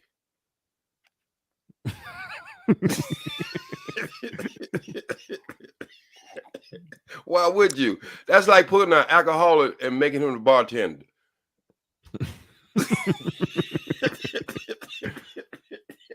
Some shit gonna get missing. You know that. Yeah, you was flirting with what was her name, Miss Auntie J or something. Well, Auntie J is just like what I'm saying. Auntie J is more like an auntie, you know what I mean? She ain't like something you would be dreaming about, you know what I mean, in a serious date or any kind of date. She was the kind of person you just go out and have fun with. Yeah, you'll hit that. But anyway, let's I do want to get your thoughts in perspective and commentary on what they're talking about. Stop looking at their legs. Stop looking at their legs. All right. I know that. I know the big one right there turned you on. Stop looking at that. Try to focus. Okay. I got you. Because they each have half of the winning equation, which is being male and being white. Guess who is nothing on that list? Black women at the very, very bottom. And so what happens a lot of times when women are trying to get these jobs, they try to be as masculine as possible so they can at least be half. We dealt with that working with men, the masculinity or how we were showing up in a space of business. I would say with authority. It was almost manipulated for us to believe we were being emotional. Whenever it comes to oppression, the person who is in a place of power sees equality as losing something. So a lot of times Black men don't realize that they have an internal bias where they feel threatened by masculine women because they're like, look, the only thing me and the white man got in common is that we're both men. If you're masculine too, bitch, now I gotta share the second spot that I'm already sharing with white women. That same ideology applies to the idea of inclusion. All right. Your thoughts. Let me put. I'll just leave it. I'll leave it right there on. Hold on. Let me make sure. Leave it on that one. Right there. That's it. So I want to make sure you get legs and everything. And okay. Now, before I get started and go in on her, she do have on some authentic fishnets. I mean, she got what they got the fishnet off the boat and made her stockings. they had to take it was still fish guts. It was probably still fish. It's probably still crabs in the net when they made them.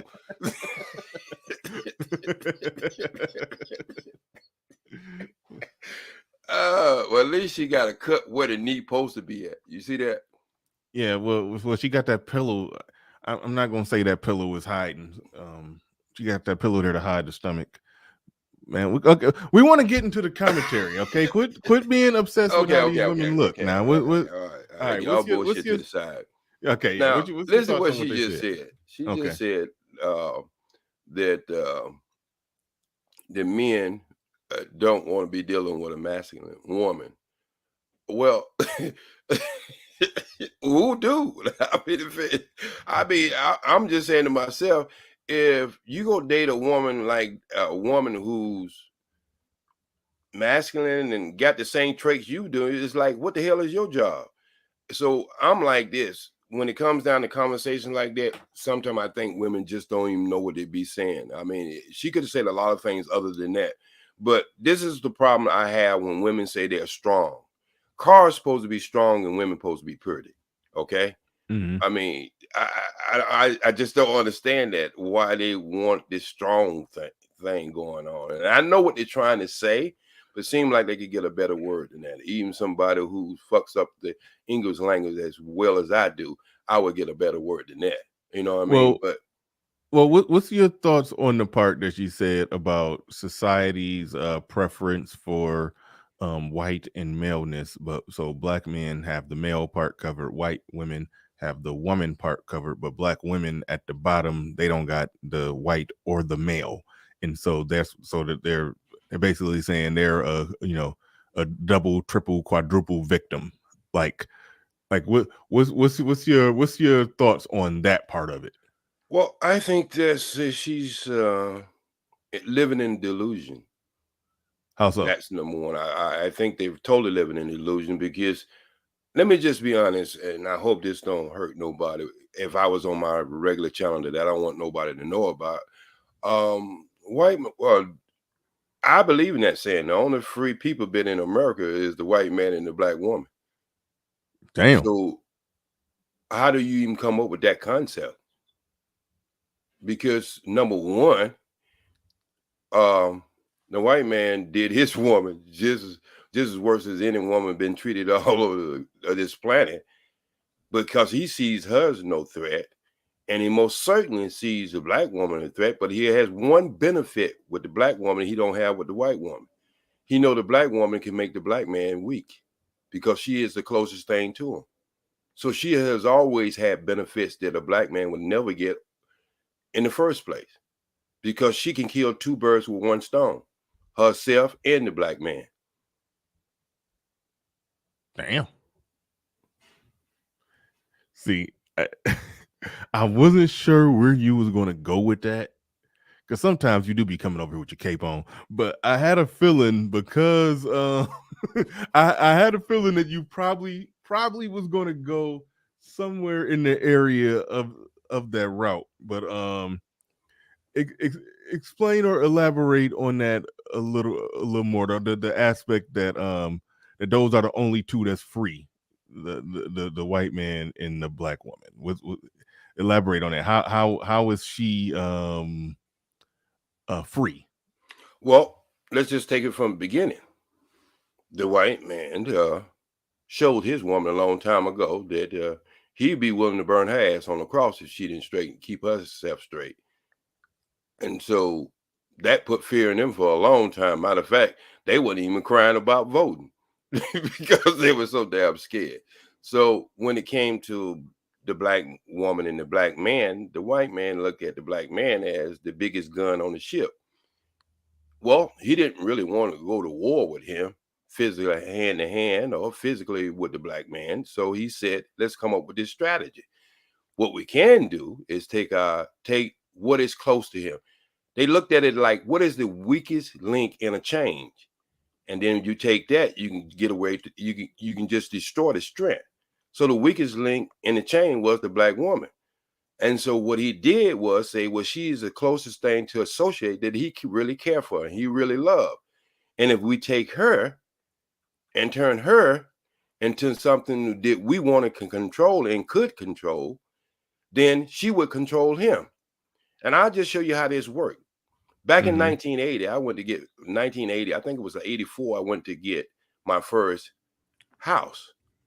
And my wife wasn't even working, but they wanted her to sign the papers. I was like, she ain't working. So, I'm the only one working. I'm the only one working, but they needed her to sign the papers. Why is that?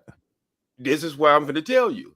Because they believe if push come to a shove, you get a divorce, she can make you pay for that damn house, which you probably could just walk away with if you just signed it.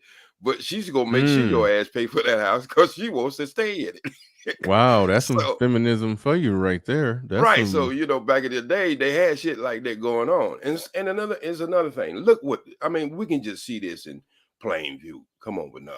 I know you think I come up here and I cape for women, but I only cape for women I feel like they don't have a voice when y'all just really going into their ass. And some of them deserve it, but not all of them. But when situations like the one you got this morning, it's just too blatant. I just can't stand it. I can't take it. My damn uniform is just melting off my body, the one I usually cape for. So your cape is just melting right It's now. melting off my body. You know what I mean? So you trying to trying to yank yeah, it through I your can't even cape. get it off. It's sticking to me like damn glue. And it's hot too. So when I see stuff like this, which y'all don't want to believe, in the 1980s, I was one of the first guys in Charlotte, North Carolina, who picketed in the courtroom and say how unfair divorce and child support was. And so y'all wouldn't know that due to the fact the way I speak to y'all sometime on this channel, but I do understand it. But see, it's like this with me, Bernard. I don't fought that battle for so long. I just put the shit on the shelf and let y'all take it over. You know what I mean? Yeah. But this is Well, let me just finish up what I was saying. Okay, go ahead. So if you really think about it, all right. I remember when I was, since we like to bring up movies there all the time. I remember one time I was looking at the movie called The Green Mile. Have you ever seen it? Yes. You remember when that white man busted in there and was going to molest one of them, molest these little girls in a house? He broke in. You talking about And he had, the two little white yeah, girls they accused what was his name, John Coffey? right. You remember what he said to the two girls? He told the one that he had his hand over her mouth, he said, if you scream, I'm gonna kill her. And if she scream, I'm gonna kill you. Now you see how they worked that on you? Now, if he probably told the little girl, I'm gonna kill you if you scream, she probably would have screamed. But she loved her sister so much she wouldn't scream. And her sister loved her so much she didn't scream. So how you work that into what we're talking about today? All right. So the black woman said, all right, all right, if you give me the opportunities, all the opportunities that you give him, I guarantee you I can make him scream. I'll make him scream. I'll do all your dirty work for you. And that's exactly what they did. They went in, they took, I remember when I was coming up, there were no male bus drivers. I remember when I was coming up, there were no male postal person. And if they did, they worked in the post office. And so what I'm saying is when you start looking at all the jobs that was transferred, whatever the white woman didn't get, the black woman got her share. You understand what I'm saying? And so when the black woman got her share, it knocked out the black man. So it's like all these government jobs, is pretty much that's all the people who was hiring us in the 50s, 60s, and the 70s. And so that's the way you was supporting your family, and Mr. Welfare come around. And the black woman probably looking at that saying, okay, if we don't get the jobs, we can always rename our kids or tell our kids that they daddy's name Welfare. And that's exactly what happened. And so the ones who didn't get the job could just kick the man to the side and hide his, because at that time the welfare officer come in there and check your clothes, make sure there was no man paraphernalia was there. And so now he's kicked out in the street. Well, they still technically, I think that's still a thing. When I did a show and the Monahan report came up and the whole kicking a man out the house thing, and I said something along the lines of there was a man out the house rule that was from, I don't know, from, sometime like it was there for a few years in the early 70s, but but different states had different rules, and some of those rules still more or less apply, but it was pretty shaky how it was. Like the dad couldn't be there, but a man could still be there, but it couldn't be the dad. So it was almost like, okay, like it's like the door was opened for some for couch surfing nuck to come to come lay up in there, but not the actual dad. It was some nonsense in that. But anyway, go ahead. Yeah, well, in them days, Bernard, I mean, they would actually come in physically check clauses, and they would ask the kids when the last time you seen your dad. They would do all kinds of crazy stuff. I think James Earl Jones did a picture back in the 70s on that, told that issue. What was called, I forgot what it was called, but he was, Susan Tyson, I think, was the wife, and he was the husband, and wait a minute, just a minute. I got to pause in the calls for right now. OG's pussy word together like a 56 together and not That's not being hilarious. Okay, all right. I guess you got your point over this morning, Al Boogie Woogie. But anyway, so so Oh, that man Boogie Woogie. Why not? He already said I fuck up my words. Why not fuck up his name? So, but no, let's be honest. Let's just be honest. We know exactly what's happening with all this stuff, with this infighting, outfighting. Women are getting pushed back due to the fact that y'all younger generation are doing a good job to make them talk about it. So then it's starting to feel some heat. And so they go get on these channels and they go make these counter accusations as far as when it comes to the black man, because really nobody's really looking at talk shows anymore. So they getting all over YouTube, or they getting on these little blogs, and they getting on these little small channels. And this is how you end up with 3 women sitting on the couch with their legs wide open, looking like they're ready to make some soup. So I'm just saying is I'm no surprise at what all this pushback you all are getting now, because it's gonna happen until, just like your boy said, till we sit down and start having this conversation. But I believe even having the conversation at this point is not gonna do any good. That's why I'm ready to exit my ass out of here. So what do you hold on? What do you mean by you ready to exit your ass out of here? Out of where? Like out of life?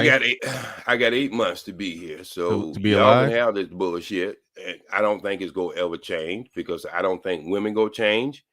I don't think men gonna change, because only thing men are talking about is just getting the bag. Well, obviously we don't see men get the bag, and still they ain't changed any damn thing. J Speed, I can't escape by that. What do you mean you got 8 months to be here? 8 months and I'll be in Senegal, brother.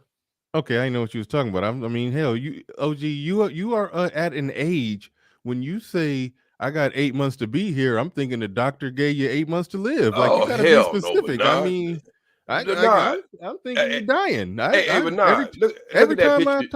Every time I talk to you, I assume you're dying. Oh, but nah, look at that picture.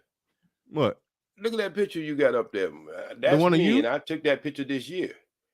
I didn't take that picture last year. I took that picture this year. Yeah, you. So I'm looking good for my age. Shit, you looking casket ready. I mean, hell. Oh yeah, right. But no, you.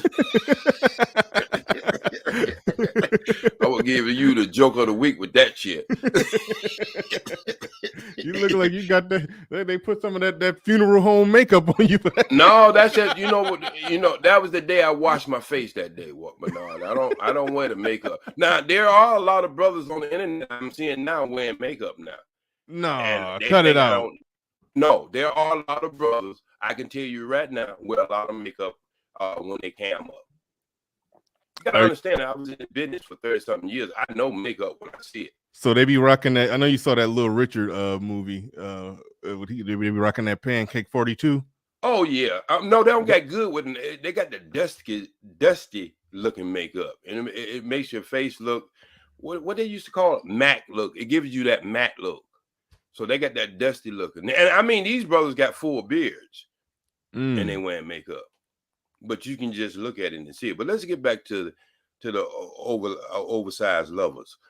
So, for those of you who came in late, don't know who we're talking. You're talking about these women here. Where I was doing a reaction to this video. The oversized lover.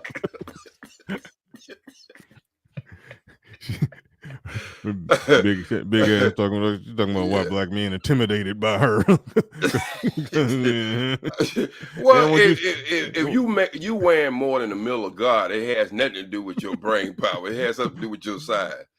I mean, they don't want you to roll over on them. Yeah, they're intimidated. Roll over. There's a lot of sexual positions you cannot do with this woman. Hey, I've heard. I don't know this personally, but I've heard that these big girls be getting on top. I saw a meme. It said big girls, 300 plus pounds, go ahead and get on top. And at the bottom of it said, if he dies, he dies. That's where they at with it. Now that's some white supremacy for your ass. If he dies, he dies. That's the last draw. But no, that is the last draw. And so if I had to make love to a girl this size, Bernard, I would make sure that I would put her at a 45-degree angle where her shoulders be hitting the ground and her body be down, because I want her breast to beat her up a little bit. You know, when I was working at nightclub.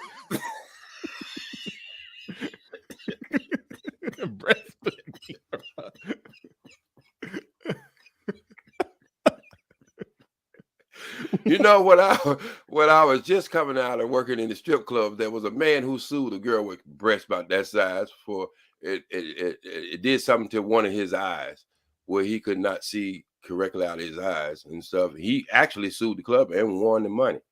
What did the woman? What did her breast do to his eye?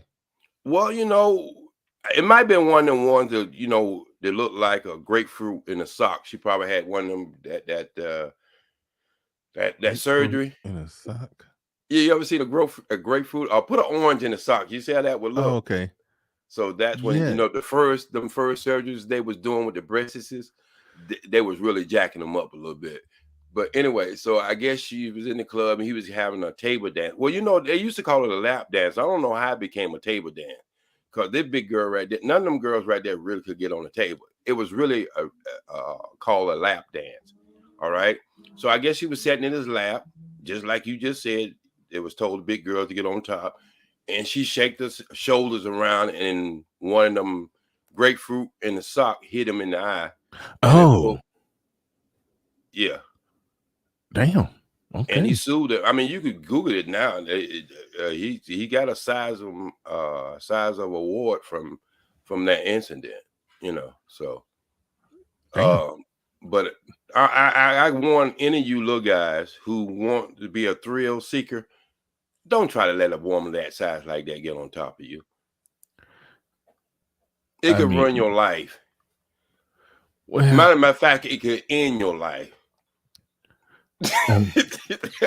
I've lived on the wild side a time or two, and so you was in the big girls for a while, but not. No, I was there was a moment where it was a brief moment in my life where I was taking all comers.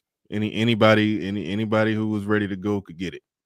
So I'm not proud of that. I'm not proud of that moment. It came and went. And then Did you have to go to Fat Girls Anonymous? No. I didn't get hooked or addicted on it. It was just it was either that or handle my own business and go to sleep. Yeah, and so but it's I mean I think I told you about the experience I had one time, but that was just one time. It was Christmas time and I was kind of loaded, lonely, and I was in Miami. Didn't have no family there, but that just happened. It was just happened to be she was the last one in the club. But other than that, no, I have never went and fished for any women this size, right? And believe it or not, I have a lot of sisters who was this size. You what? And for some reason or another, they didn't have no problem. And this was back in the 80s and the 70s. They didn't have no problem with dating. None whatsoever. They had the suit guy and the dirty boot guy. It didn't make no difference. They can date on all different kinds of ranges. But there are some guys who just like big women. I'm learning that there's a percentage that actually like it, but I do believe that there's more men who claim to like it, but they really don't. It's just that's what they could get. So they just be like, "Oh yeah, man, them big girls, you know, they get the wettest or something like that. They'll come up with some they get the best hit or something. They'll say something to justify their limited options." That's what's going on. Well, real quick, Black Wolf in the building says I heard OG created hip hop when he broke his hip and had to hop home while cursing in rhyme. I also heard he told KRS-One, "That's the sound of the police." Oh, that's cute. That's cute. That's cute. I bet it took you. Hey, I ain't seen him in a while. He used to be everywhere. Oh no, yeah, Black Wolf. He be hanging out. He be here sporadically. I thought the FBI had called him up with all them fraudulent bank accounts he had, but that was a rumor. Black Wolf is a moderator out in the big leagues. He moderate for Fresh and Fit, so you know he come down to the minor leagues here and there and help out a little bit. But you know he in the big leagues. He in the big leagues. But no, shout out to Black Wolf. I've seen him over there a couple times. Yeah, you're right. He be over there. He'll be he be over there. But I think damn it, but no, you said something very disturbing. What'd I say? You said that the guy said that the fat women get the wet. That's sweat, man. Most of the guys don't even make it to the box. You're right. They be messing with the roll next to the in the thigh. Yeah. That be that powder and Vaseline they got on their thigh. they be hitting that thigh roll. Somebody go ahead. So Janet Jackson. All right. Yeah. Okay. No, not Janet Jackson. The boy you was talking about, Anthony Anderson. Well, you know, the first case he had was he supposed to have been messing with an extra on a movie set. He's messing with an extra. Okay. And by the way, hold on real quick. Let me show off my my graphics ability. Who did you say? Anderson. Okay. Damn it. Okay. Wait. My clicking. Okay. Anthony Anderson. Okay. Well, yes. See, I got a little graphics. I know how to make stuff pop up on the screen when I say it. Mr. Anderson. Mr. Anderson. Yeah. He of a lot of comedians who was charged. That was a lot of ofs and uhs.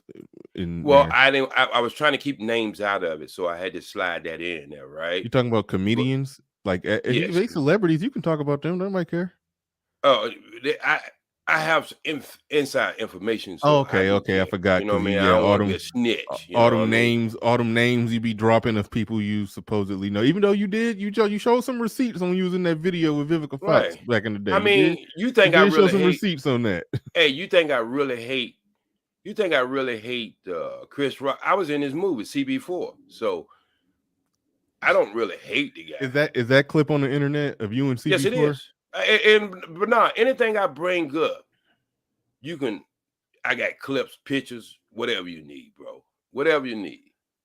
And people listening to the show today, it probably won't happen. Most of y'all probably subscribe. There's a number of hate watchers in the building, so I doubt that we'll get it on this show. But I got 9,980 subscribers.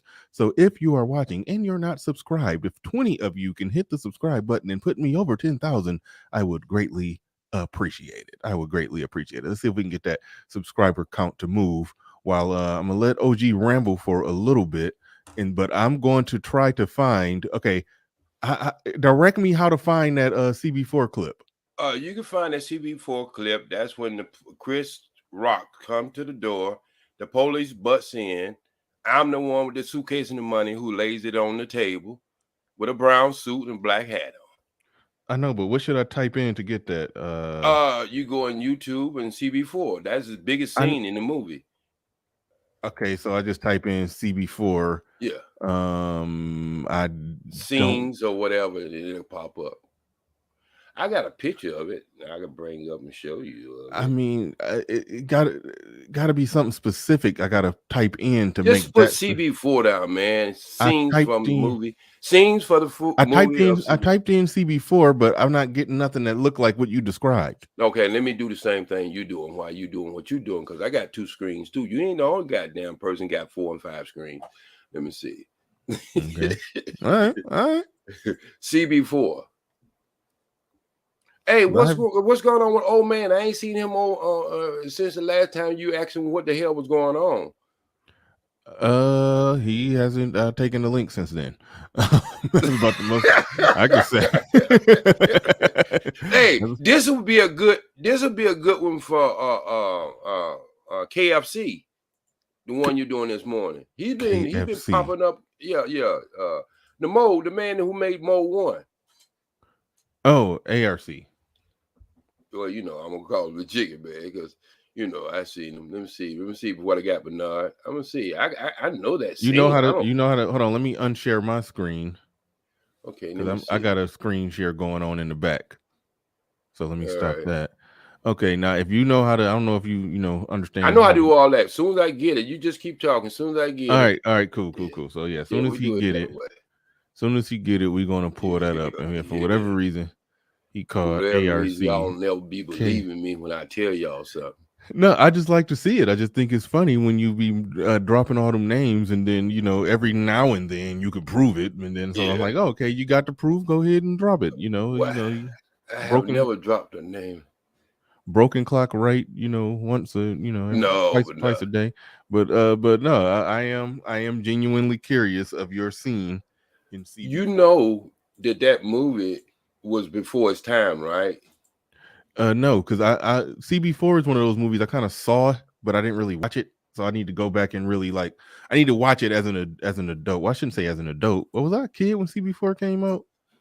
I don't know. What you year know what CB4? you know what it's supposed to be of, right? No. Rick Ross, they took Freeway Rick Ross name, the big time drug dealer, and the rapper Rick Ross. That's what that movie was about. You know what I'm talking about now? Yeah, I know what you're talking about right there when you say that. I do know what you're talking about there, but I didn't know CB4 was supposed to be about that because, like I said, I hadn't watched CB4. As I haven't watched CB4 as an adult. Now you taking forever to pull that up, so we pull it up the next time. But no, next time I come in with my receipts. All right. All right. CB4 came out in 1993. I was born in 82, so I was. You were born in 82? Yeah. Oh man, you weren't even but 11 years old, right? Mm-hmm. Yeah, I turned 40 in a couple months. Months to turn 40. You aging well. You got a lot of damn nerve. You sitting there looking like the Crypt Keeper's uncle in this movie. I look good, but Bernard, you know what? I was thinking about you yesterday when I was in the basketball court. I'm up to 90% at the free throw line. Yeah, you told us you could dunk. But anyway, you was about to say something about Anthony Anderson situation. No, I was saying the first time he was accused of messing with one of the atmosphere, because they don't like to be called extras, atmosphere actors, and it was supposed to be young. I don't know whatever happened to the case because you hear about it so many, some of the biggest comedians out there, all of them pretty much been accused one way or the other. So some true and some are not. You know what I mean? And we can know the ones who are true because they usually just move them out of town. Mm-hmm. When you start seeing an actor move from LA to Las Vegas, they pretty much got some stuff under their feet, And I know a couple who moved to Las Vegas. So yeah, you know who I'm talking about, but I ain't gonna mention no names. I mean, he's a Grammy winner and everything. He's a Grammy winner and an Oscar winner. No, I don't know what you're talking about. Oh, yes, Grammy winner and an Oscar winner. That narrows it down. Who won a Grammy and an Oscar? Oh, Jamie Foxx. All right. Okay. But anyway, so that she could use that as an excuse regardless of that, her backstory is she just want to get out of the marriage. But I don't think Anderson worth no 200-something million. Did you see how much he was worth? Oh no, that was a different story. That was Janet Jackson. 200 million. Yeah, I don't know how much he worth, but I just know that whatever she was trying to get, his argument was he shouldn't have to pay that much because he wants to stay in the marriage. And I was like, that ain't how it work under the current rules. That ain't how it work. So yeah. I mean, he lost because just like you say, he got the old Janet Jackson. That's a nasty one. And he probably figured out that it was much better on the video it was in real life. Yeah. She her Miss Jackson, if you're nasty days. Yeah. I mean, if he had got control or Miss Nasty, he'd been doing good. But he got, if you really look at Janet Jackson, if you notice her, she always was gorgeous as far as body wise in the front. We call her square britches because she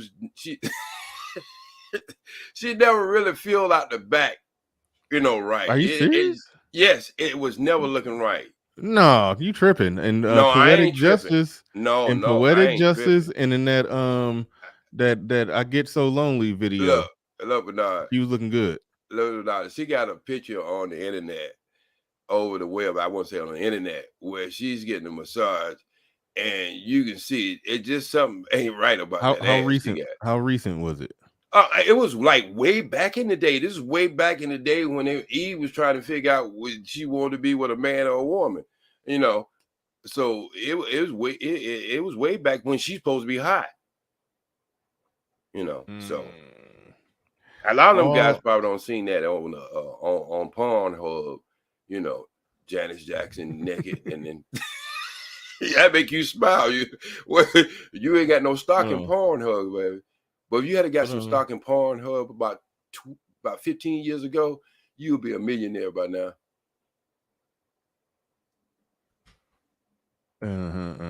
You see it? No, I'm looking up something else. I was already started typing and I couldn't stop, but I was trying to find the image of Janet Jackson back when I thought she looked her best.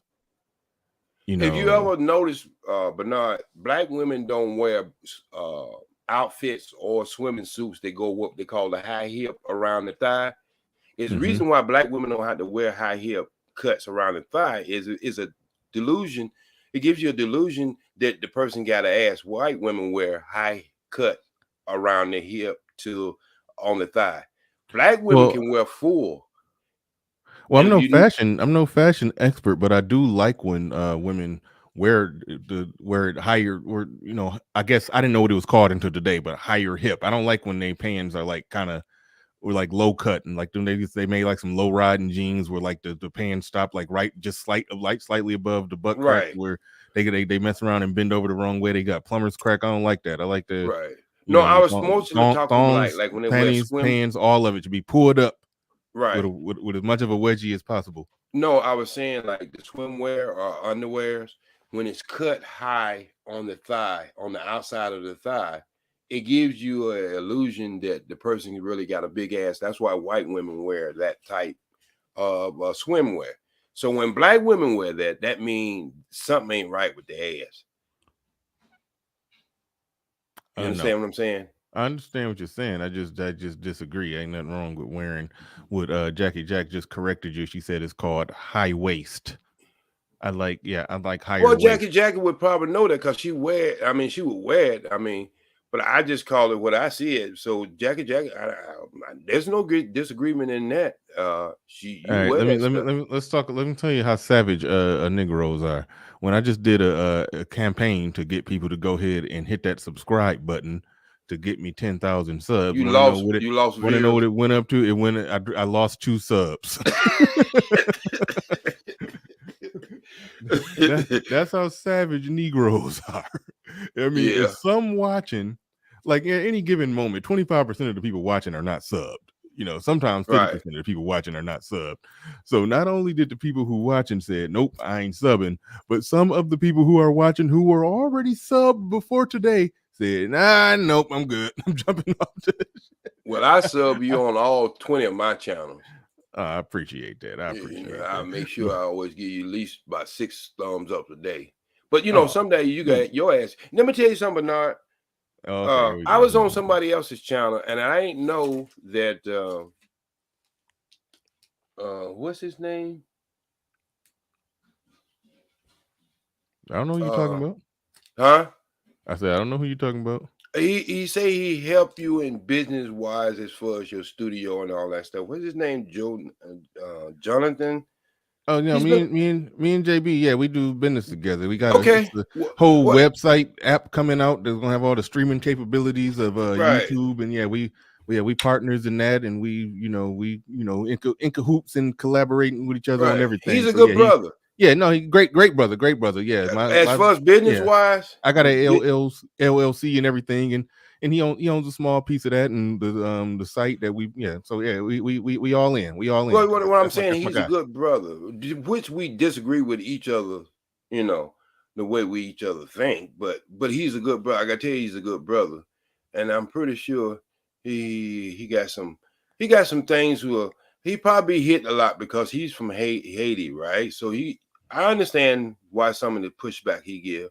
You didn't know JB was from? He was. I know he's wasn't born in the States. So but he was raised in the States. No, he's been here most of the majority of his life. I just forgot exactly which island he came from. So I don't know. But anyway, but me and him get into it all the time, but in a good way. we walk away with a high five, after, it's like a good basketball game. So, two competitive teams. But I really like him. He's a good brother. You know what I mean? Mm-hmm. And I'm glad you went back to your desk like I asked you to about 2 weeks ago. Oh, no, it ain't had nothing to do with you. Yeah, I think it had a lot to do with me. If I would have came in earlier today, because I do everything on CP time, I would have actually moved back to the couch today. But right. And if you ever want to get the shot, all right. We can talk behind the scenes on all that stuff now. Come on. Oh, okay. I'm sorry about the. I'm sorry. I shouldn't be talking about that stuff because you don't have as much grease on your forehead you used to. So I know. I've been getting it together on that. Look corn silk, brother. Look corn silk. Look corn syrup. Corn silk. Look corn silk. Corn silk. Yeah. All right. I don't know what the hell you're talking about, OG. Just look up corn silk. Nope. Okay. Well, we'll talk about Hennessy. I ain't looking up shit you'd ever tell me to look up. Why not? Well, one time you had us looking up. Okay, tell me about it. Remember that time when I don't know how we got on the subject, and I don't know why you said somebody had you used the term cat dick, and then I think I don't know if you was talking about Game Changer. That was Name Changer. He was trying to get me. He was trying to get me in some dick conversation. I don't like them dick conversations, man. So right, I told him, and I then don't care if he have cat dick. It make no difference to me.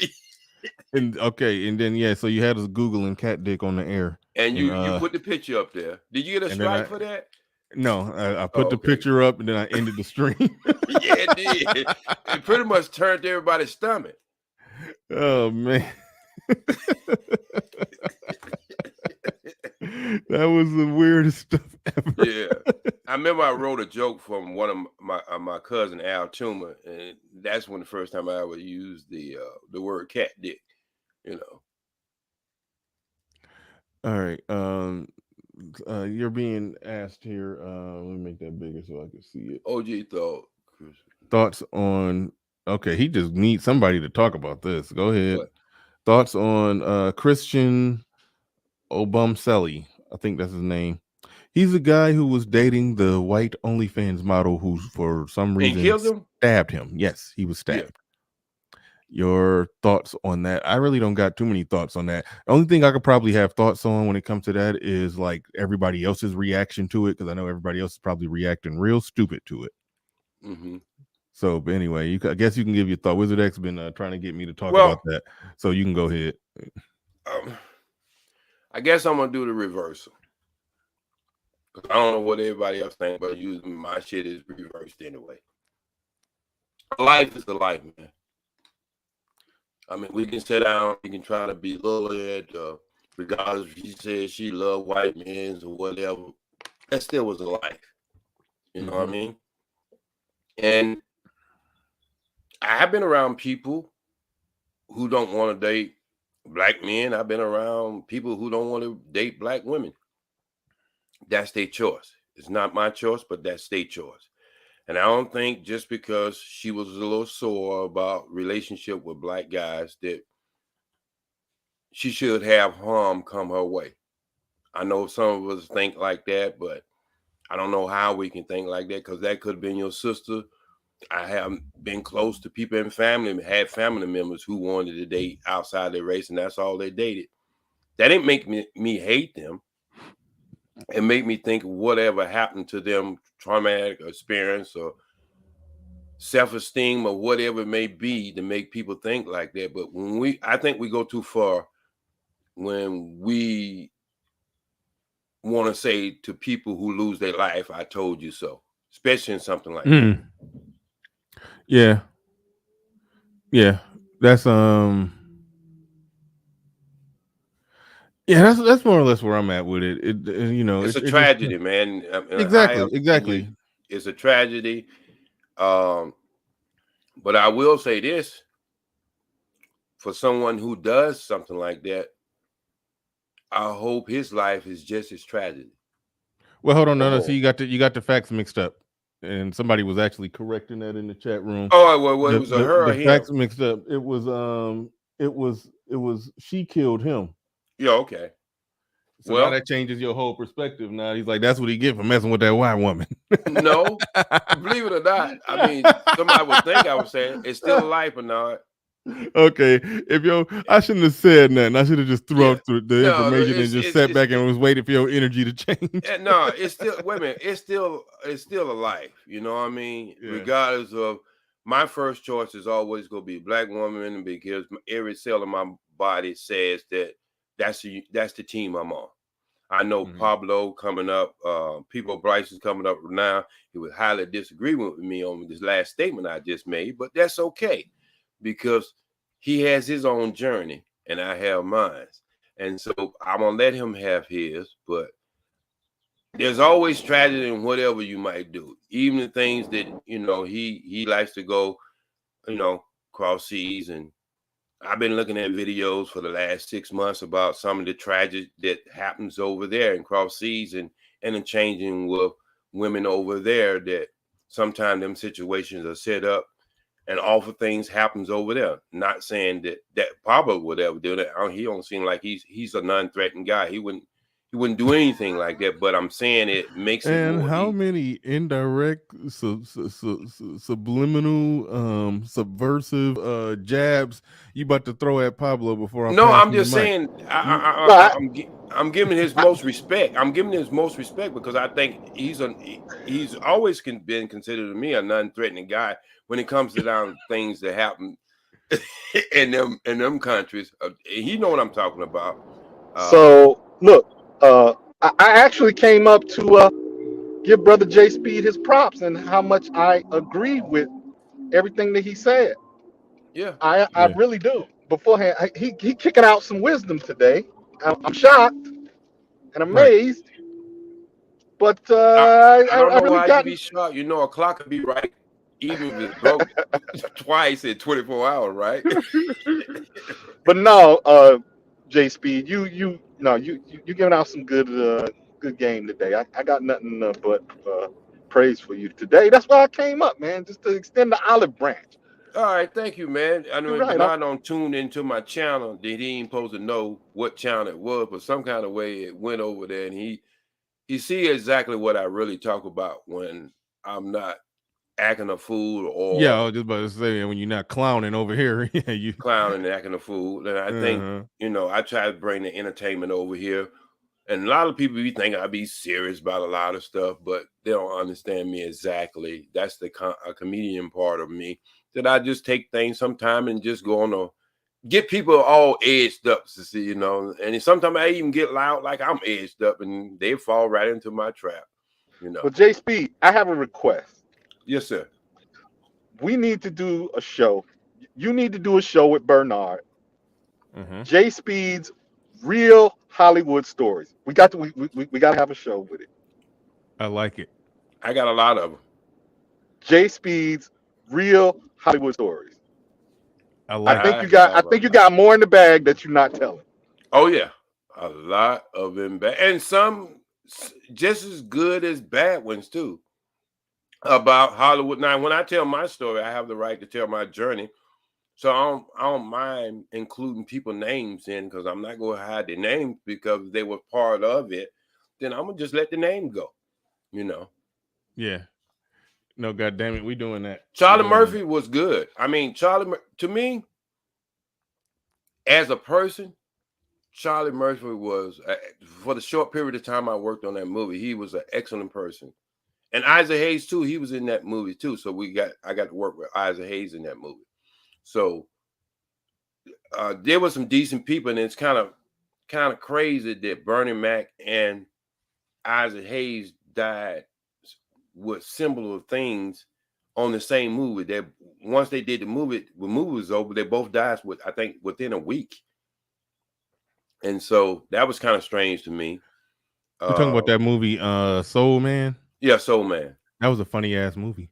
I mean, I surveyed that movie before it came out. It was. And it just never really did make a big hit, though, Bernard. It never really made a big hit. It didn't make a big hit. Because of the cussing, it had so much cussing in it or what? I don't But know. it just never really made. I thought it was gonna be it was gonna be one of the most funny movie that Well, it was maybe okay. I don't look at box office sales. I just Right. know. Well, shoot. By the time I saw it on DVD. I didn't. So I guess that speaks to the part to the fact that it wasn't like a big thing. Like people didn't really go to the movies to see it. It didn't do great numbers.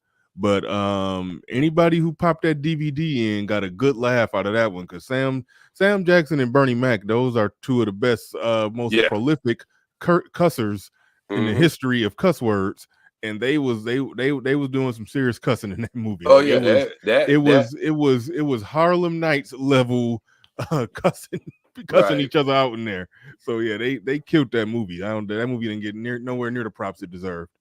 Hey, Bernard, you ever be in a room with somebody? Ever been in a room with somebody famous and you wanted to ask them that one question, but you just couldn't pull the trigger? I mean, I've been around a couple famous people, but Yeah, I I know normally you have, but I normally don't have the the burning question I want to ask this individual. But no, so I've never had that feeling. But so no, I know what you're talking about. I'm Go trying to ahead. give them a teaser. All right. I was working on Living Color, and James Brown was doing,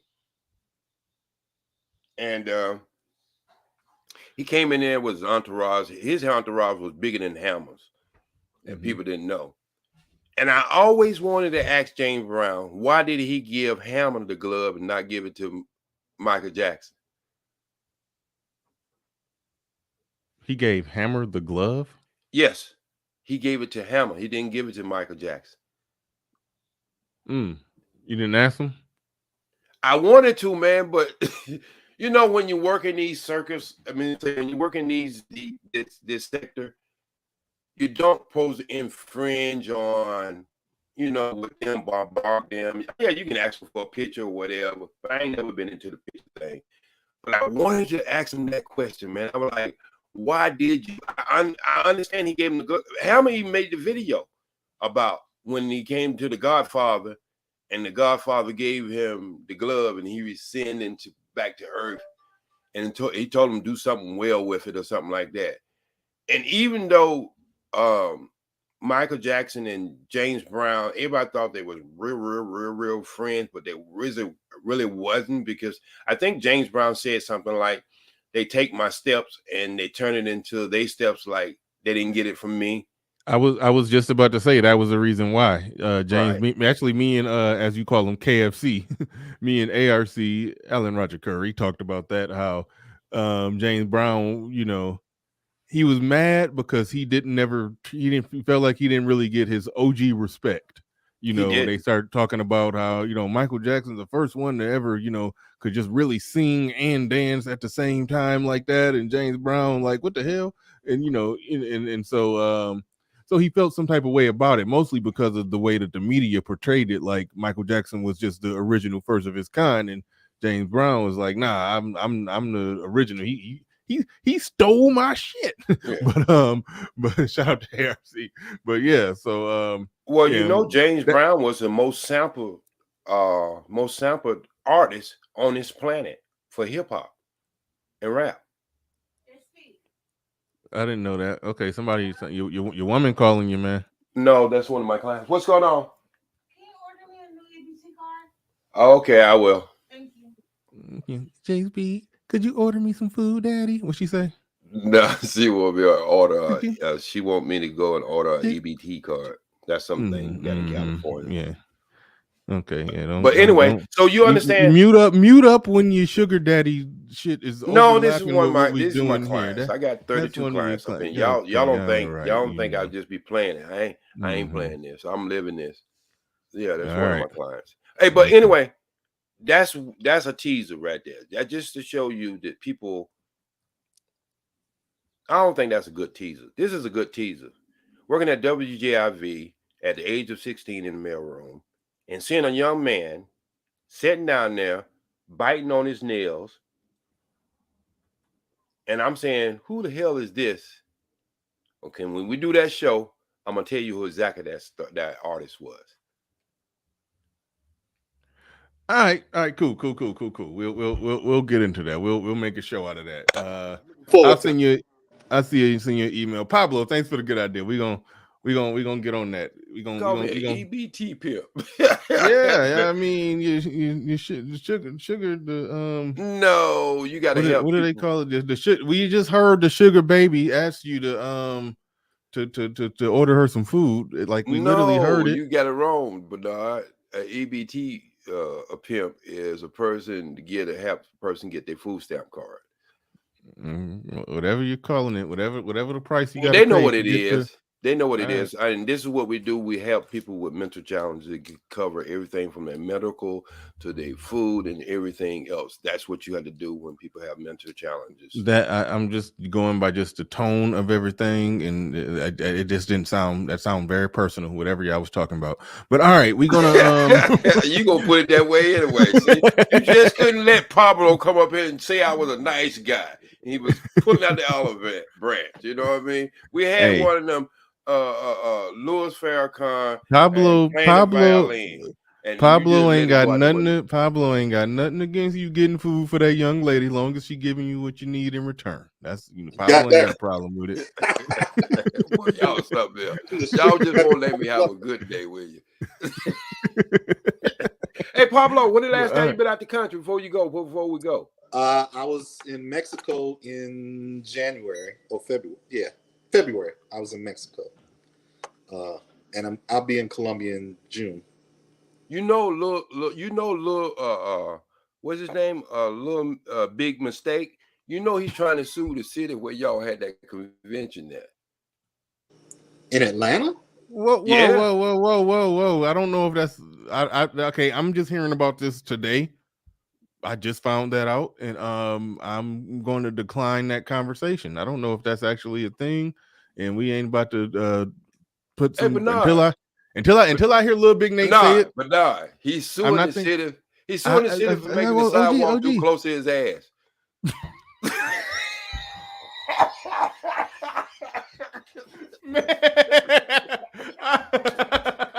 Boy, you're ridiculous.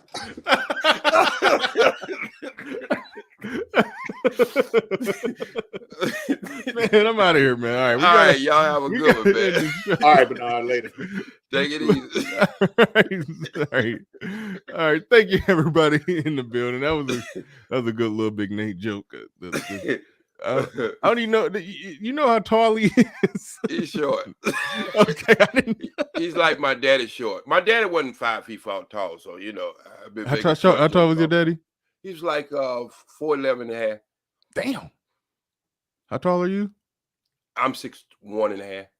How tall was the mailman? Well, the milkman was probably was the one.